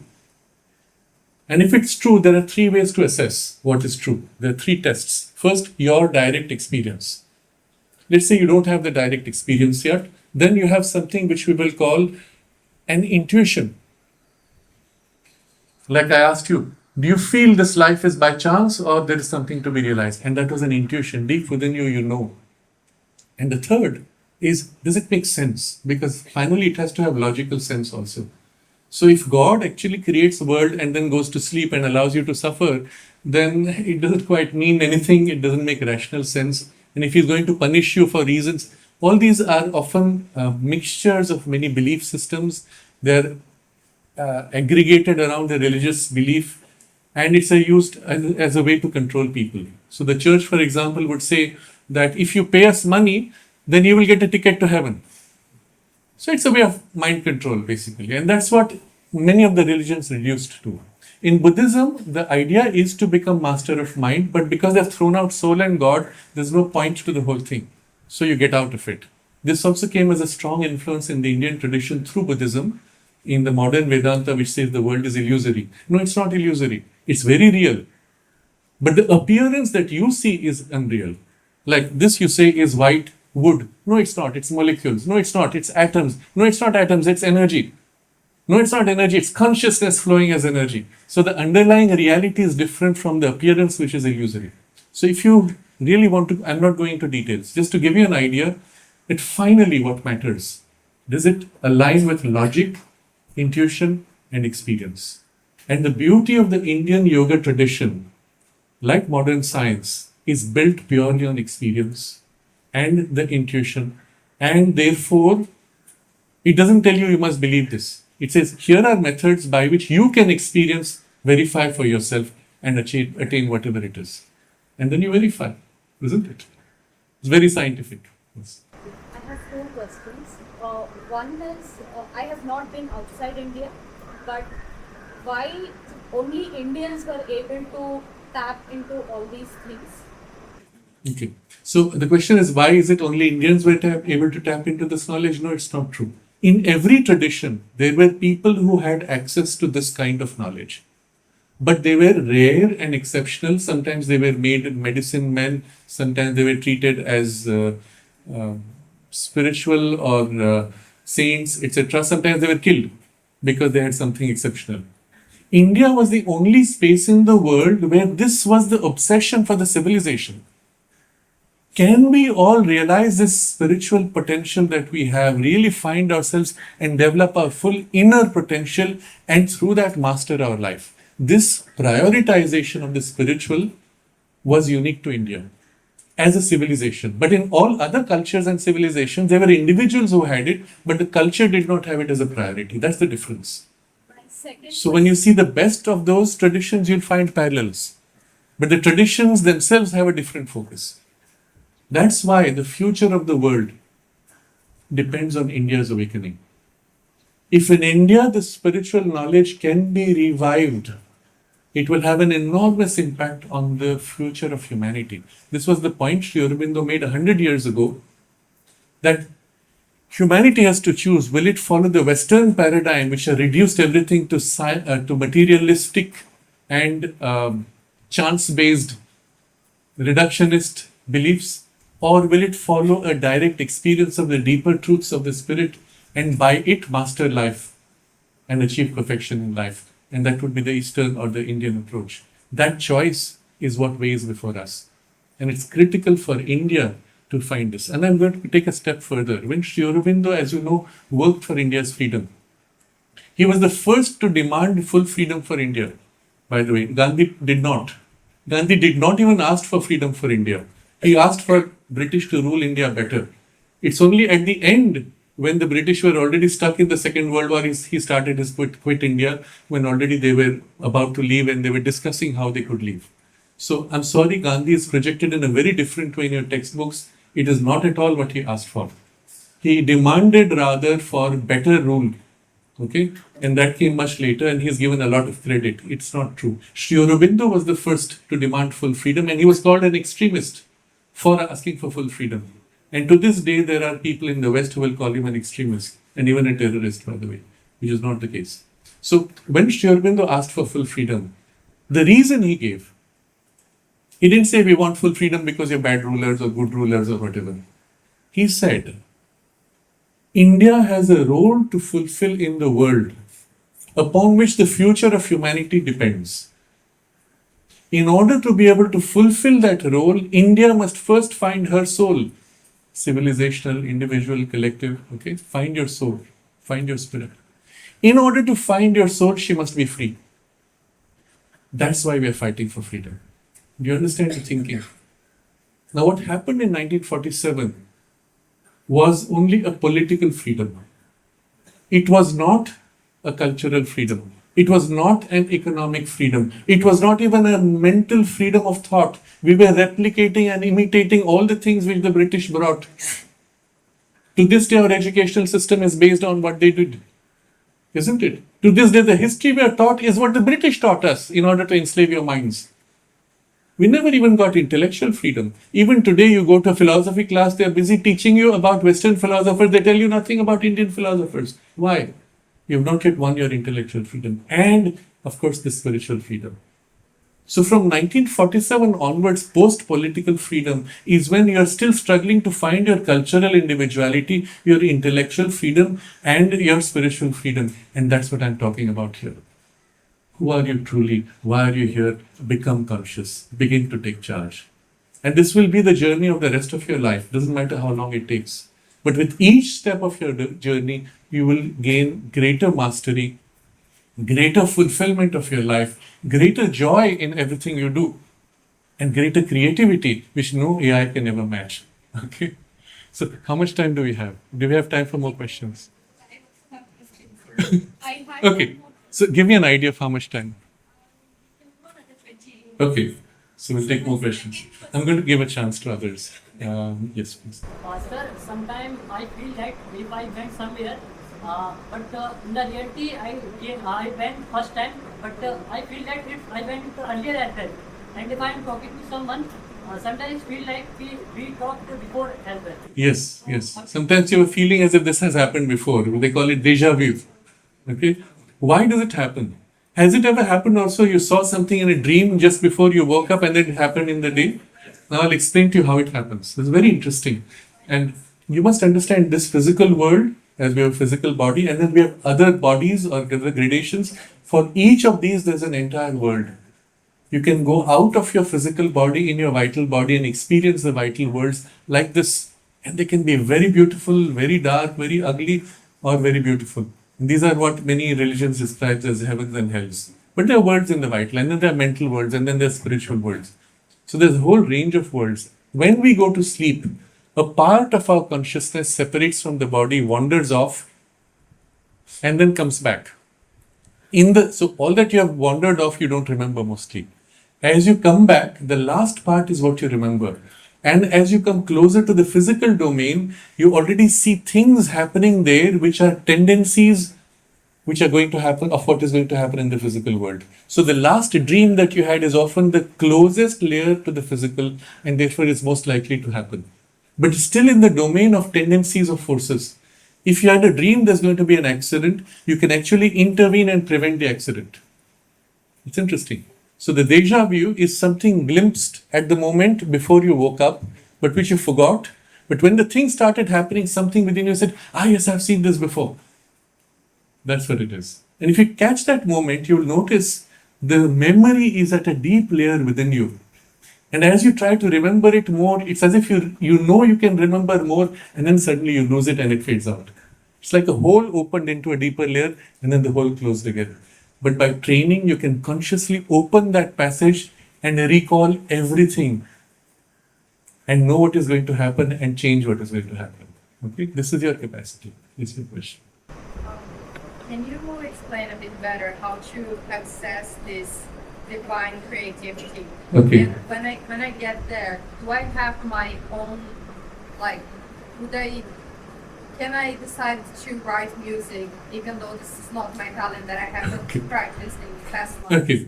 So how do you access this divine creativity? And the second part of the question is, can you do something you've never trained for? The answer to that is yes. And this is actually possible. And we have seen people, and this is actually quite amazing to see when it happens. People who had practically no training of any kind, when they tap into this layer of consciousness and the thing begins to flow, they are able to do those things with almost like a perfection. And then when the flow cuts, suddenly they fall back into their normal state and they cannot manage it anymore. But with training, you learn to maintain the flow. But second part, which is important, your biology is not receiving the flow fully. For example, if I receive the piano music, my fingers are stiff. I'm struggling to keep up with what is flowing. But if I trained my fingers, then the flow would be much more perfect in its implementation. But still, I know what I need to express and I'm struggling to keep up. Okay, I'll share with you, because I played with this a little bit. The first time that I played on the keyboard, it was the first time literally. And I tuned in like this, and the music was coming. And I was trying to figure out, that note, is it 2 notes higher? Or my mind was busy interpreting which note it corresponds to. And I was playing with no training of fingers. And I played for about 5 or 10 minutes. And it was too exhausting because my mind was struggling to translate. Then I stopped. And there was a lady who came in at that time. I was doing it in the ashram's library. The lady who came in and said, "What was that music you played?" I said, "It just came in." 10 years later, she told me again, "That music you played at that time, it was the most beautiful music that I have ever heard in my life." I don't remember what it was.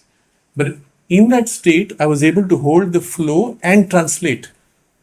But there are people where the body is much more developed and conscious. You don't need to struggle. And it flows and they can just play, or they can draw beautifully and all the lines are perfect in their curve. They lose the state, they take a pencil and the lines are jagged, not curved, etc. So there is a preparation for access, but then there is a training for the smoothness of the flow in the other parts to make them receptive. Now the question, how do you train it? I'll give this a little more attention because it's going to be important for all of us. Sri Aurobindo has an entire chapter on this topic of how to open to the intuition and how to develop the intuition in his book, The Synthesis of Yoga.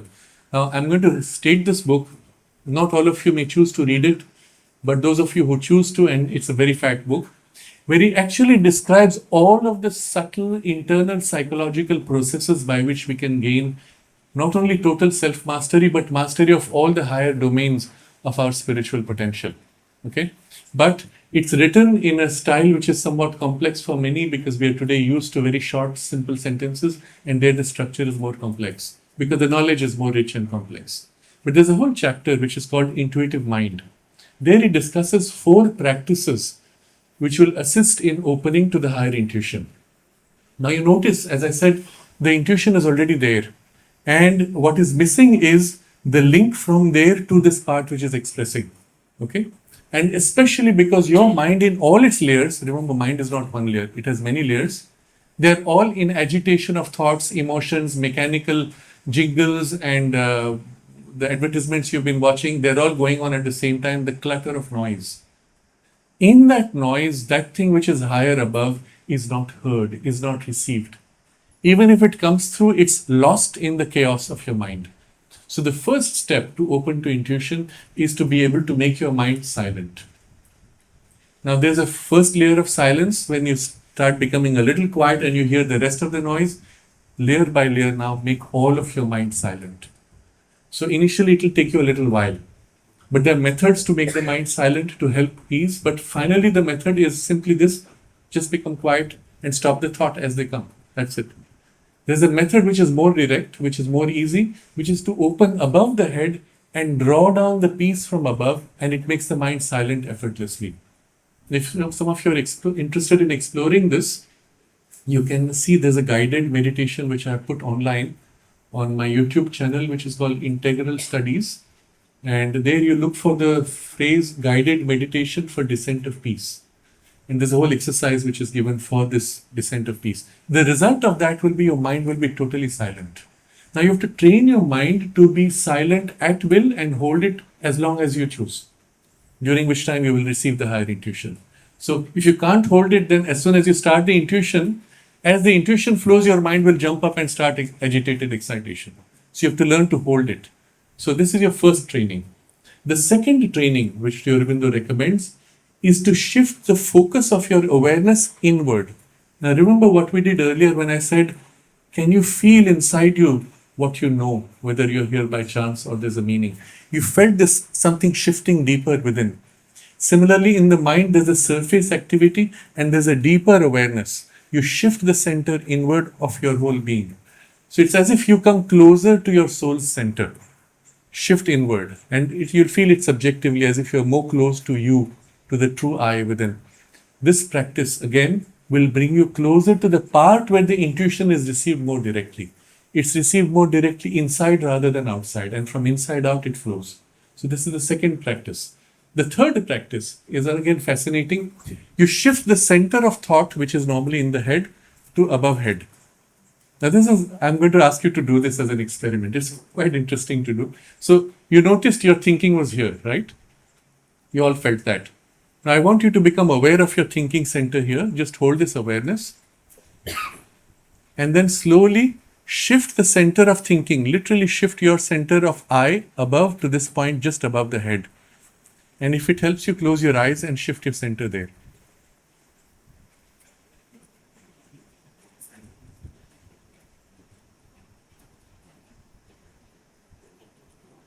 Notice what happens when you shift above the head.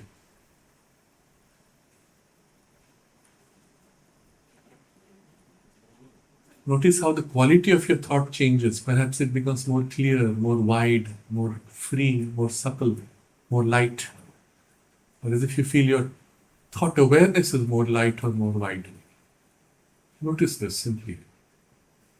And now hold your station above head, keep the center above head, and slowly let your eyes open. And keep the center above head with eyes open.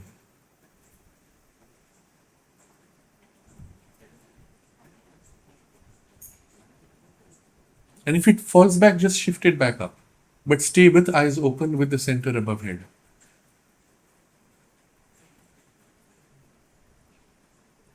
And notice the state of your mind.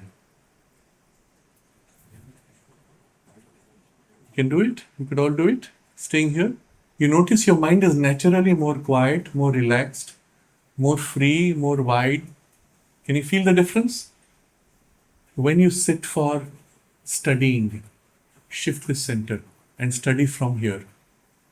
You'll find with no effort of strain of thought, you'll simply grasp the ideas and retain them profoundly. Your comprehension will become larger and wider and freer. A text that you would take 1 hour to study, you will achieve in 20 minutes. And with better retention, just by this shift. Only problem is the moment you start doing by habit, you will tend to fall back. And your mental activity will tend to start. Shift back again. Build a new habit to think from here.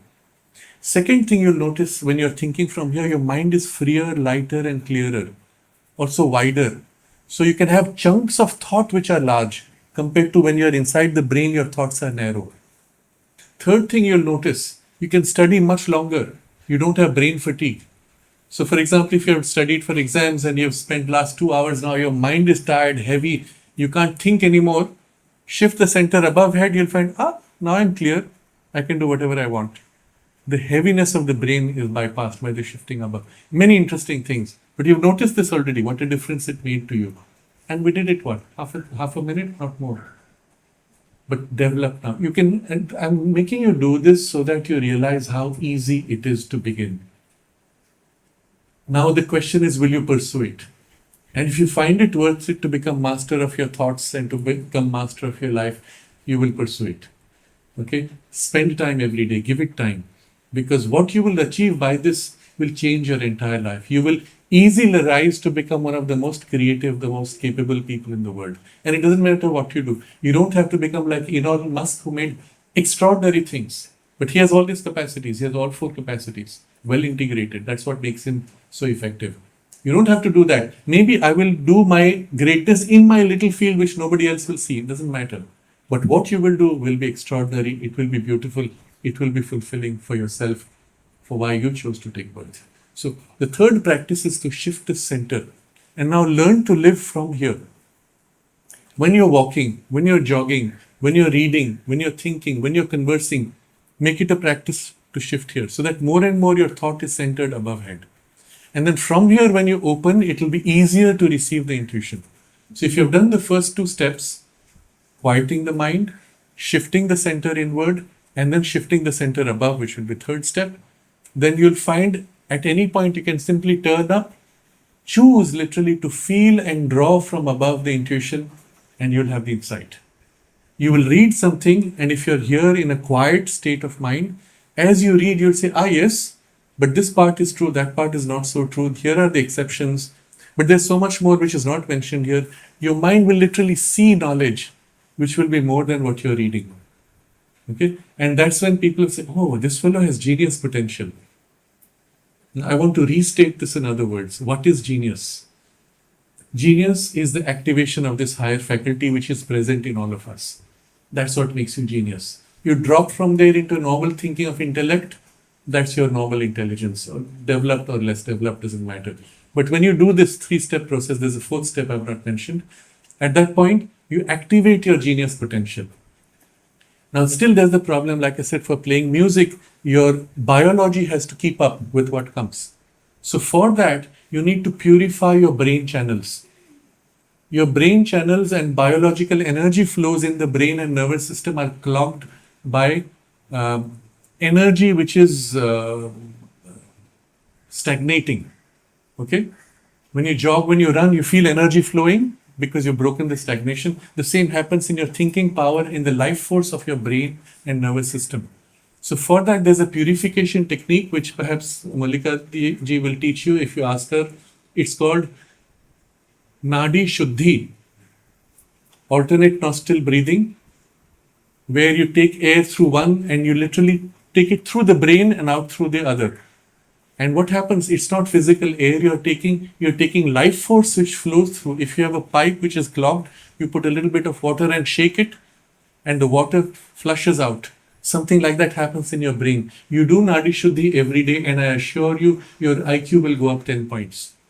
You shift the center of thought above head, your IQ will go up another 10 or 20 points. Literally. There's no exaggeration. By such practice, I avoid giving my experiences too much because it seems a little... Because my mother had taught me these things while I was a child and I was putting this into practice. At the age of about 17 or 16, I did an IQ test and I easily hit the first time 145. I did a second test, I hit 150. Not difficult. They call it genius potential. Not difficult. All of us have it. It's unactivated. We are like children who lay in the crib all of our life. We never activated, we never worked this power. Start working on it. And I'm assuring you, you start today. Within a few months, your power of thought will amplify so much, you will feel the difference. Your capacity to do what you want and your willpower will amplify so much, you will have the joy, at last I'm beginning to live my life. And with this activation of the creativity, you will do such wonderful things. You will be satisfied. You won't care what others think. That doesn't matter finally, isn't it? So I've described to you the 3 things. There's a 4th thing. It's a little more complex, but I'll share it anyway. All the faculties of your intelligence are reductions from your intuition's faculties. Okay, your real power is up here. Your intelligence as embedded in the brain is a reduced capacity of that. So what happens as you begin to activate this higher faculty, your lower faculties now begin to rise up and plug into their origin. And I'll give an example. Your memory. You know how it works? You remember something. Have you noticed how your memory works? It's quite fascinating.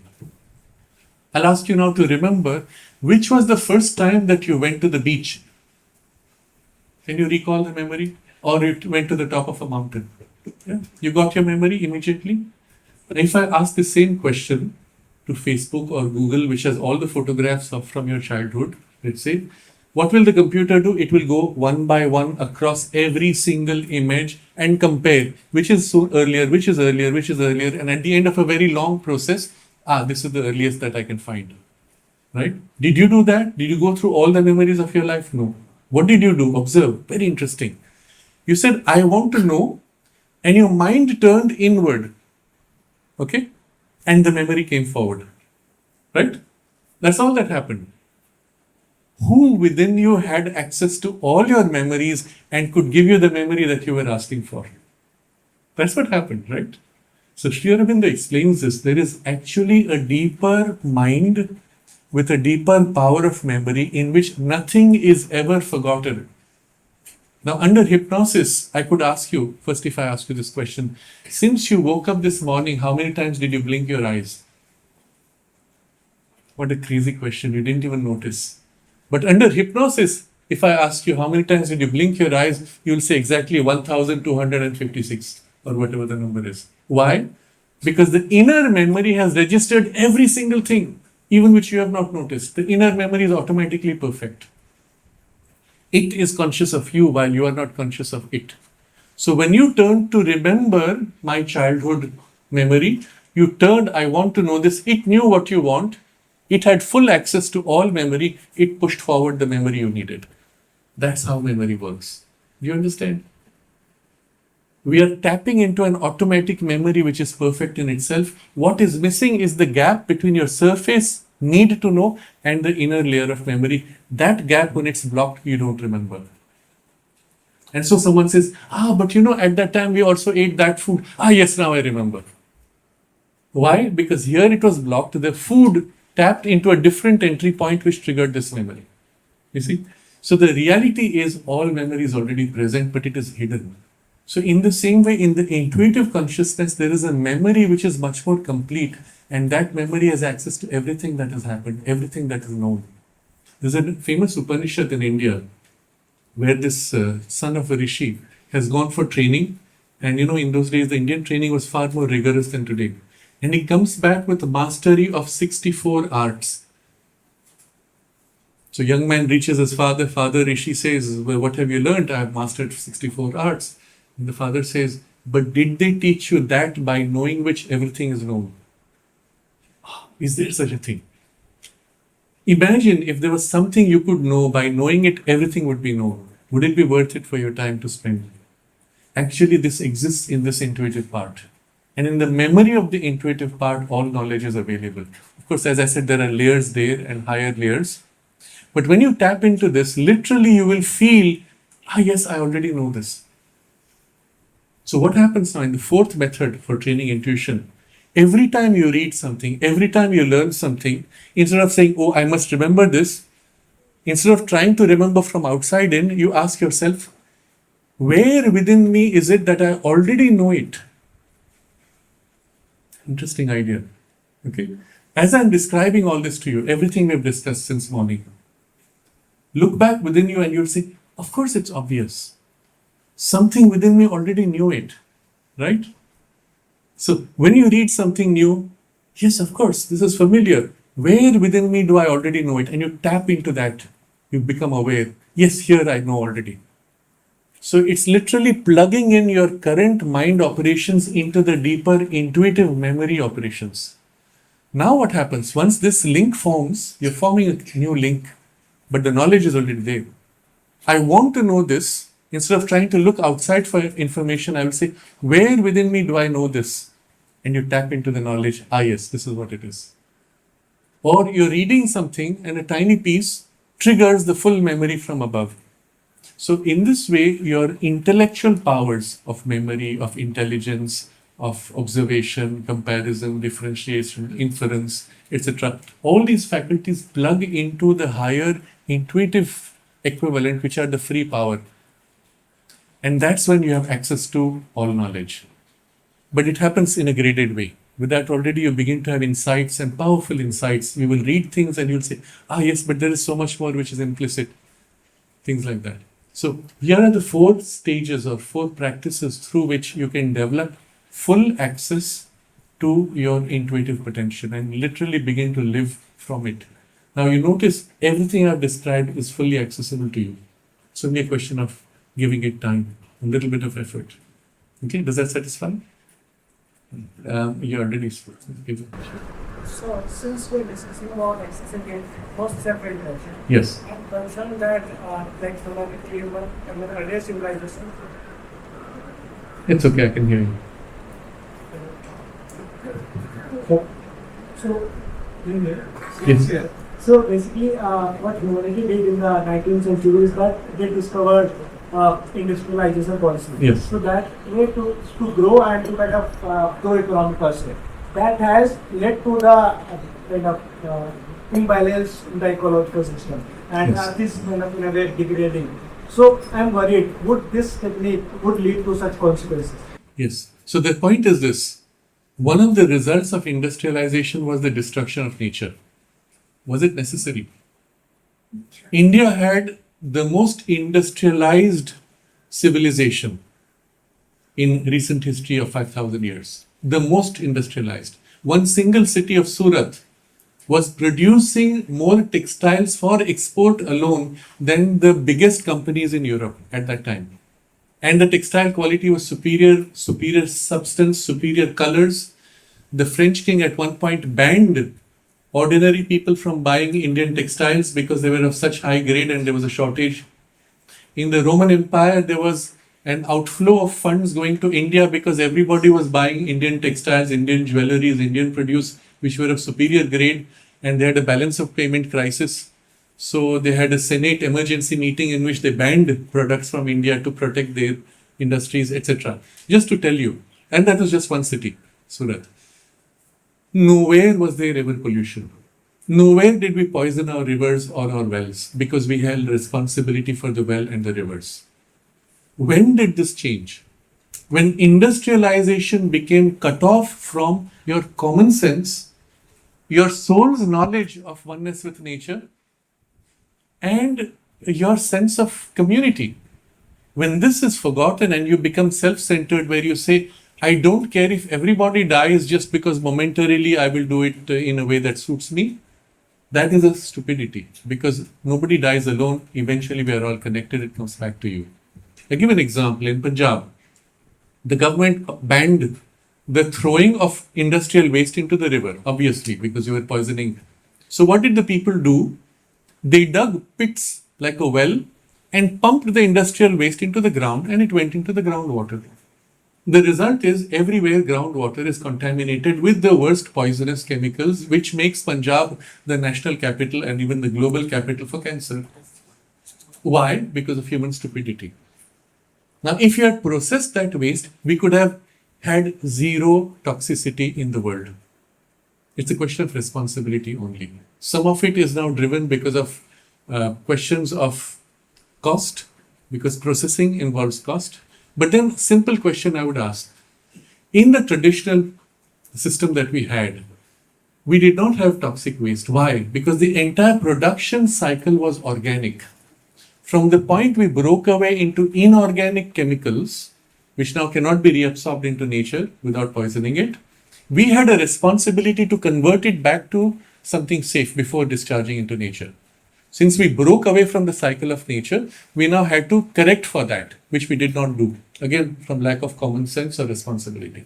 But what we did before, all of our colors, the textiles had superior colors, which were more lasting than even today's, were taken from plants.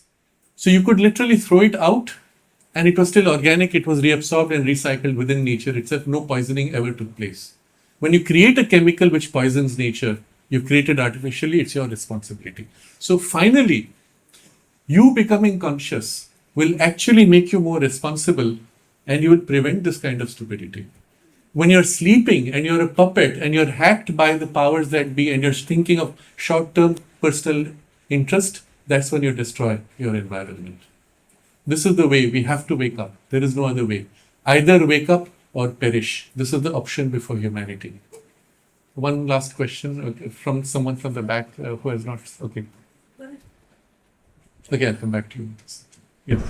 Namaste, my name is Parth. I am a poet and a lyricist by profession. So whatever you say is, I can relate to it. Yes.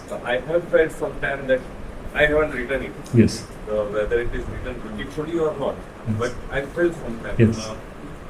Now coming to impulsiveness, I really don't know how to ask you. Doesn't this, matter. but, Say it.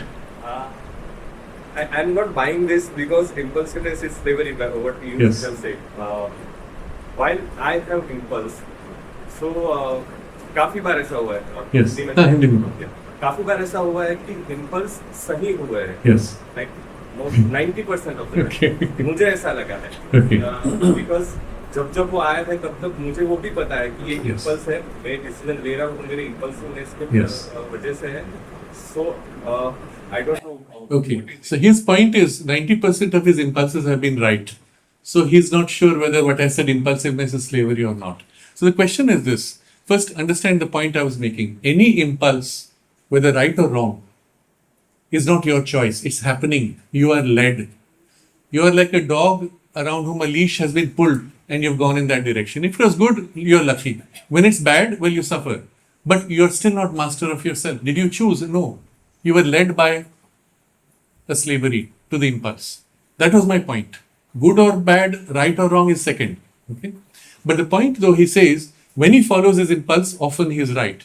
Yes, it can be if the impulse comes from a source which is deeper inside.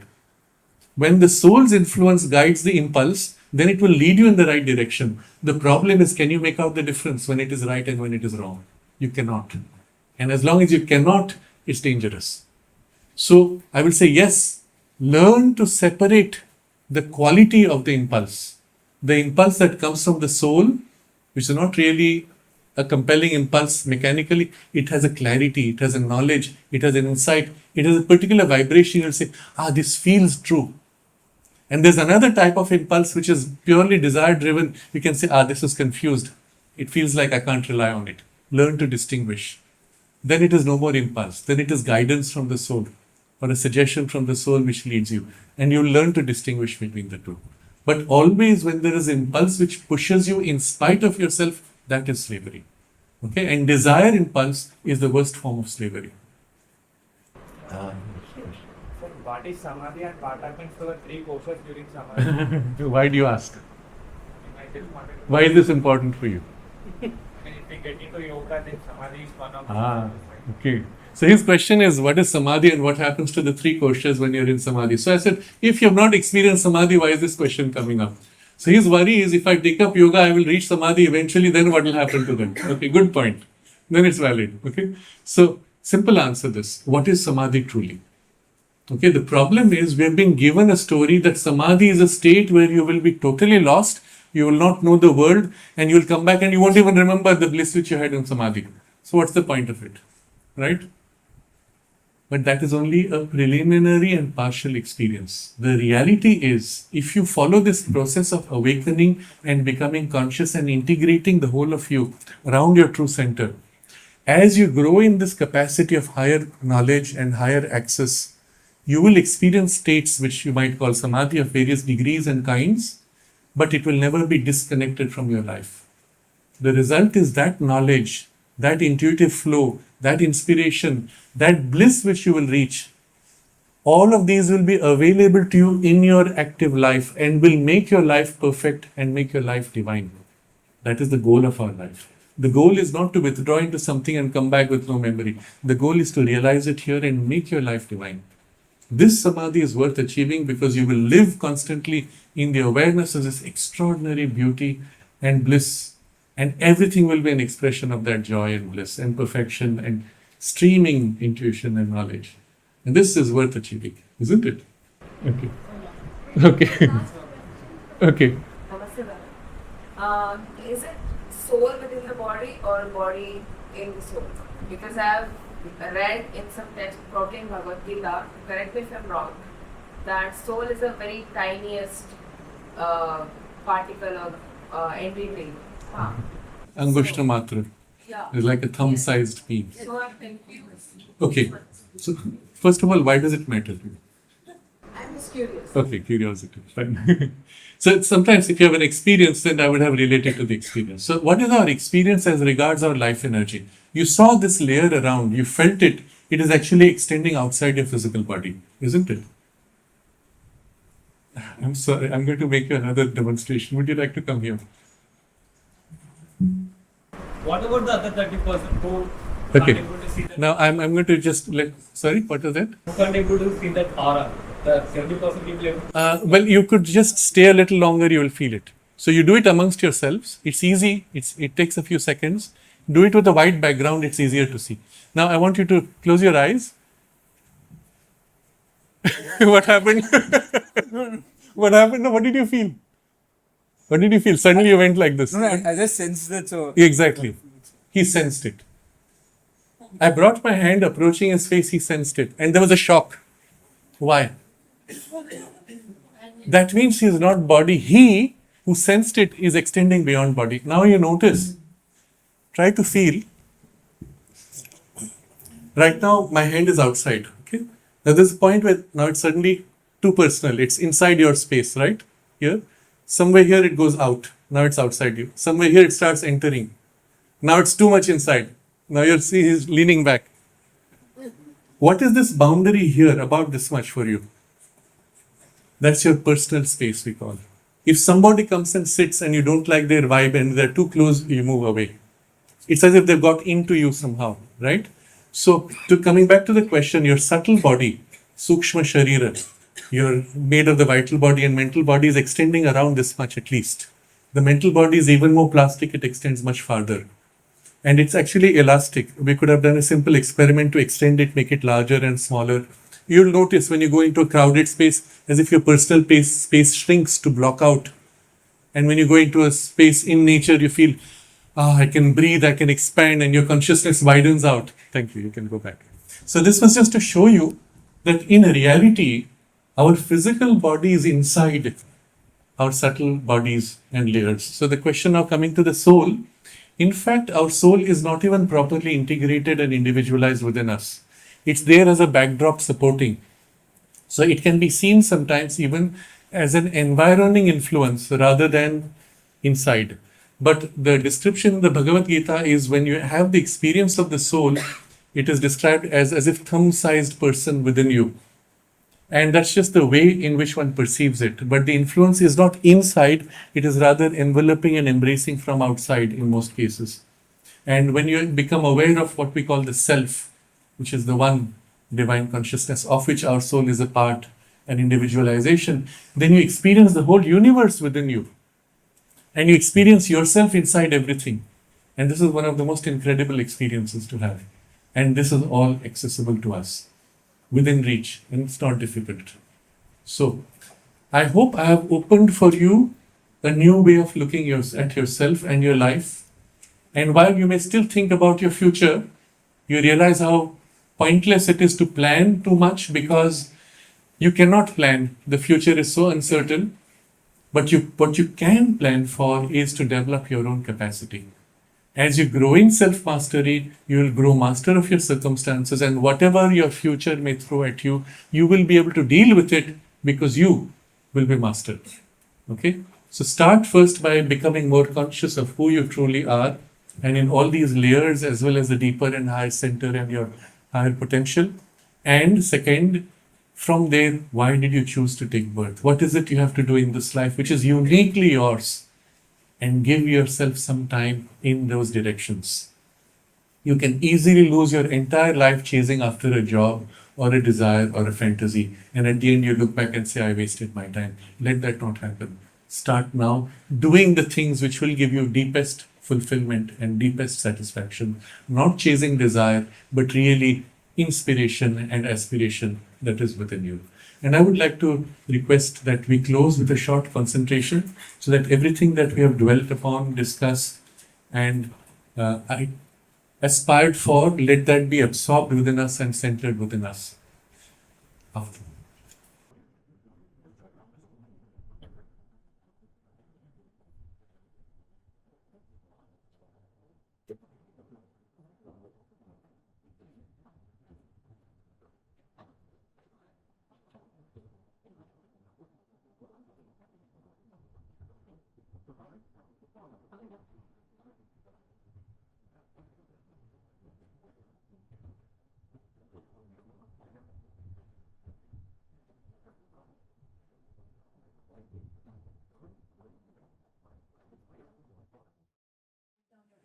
Thank you so much, Sraddhalu ji.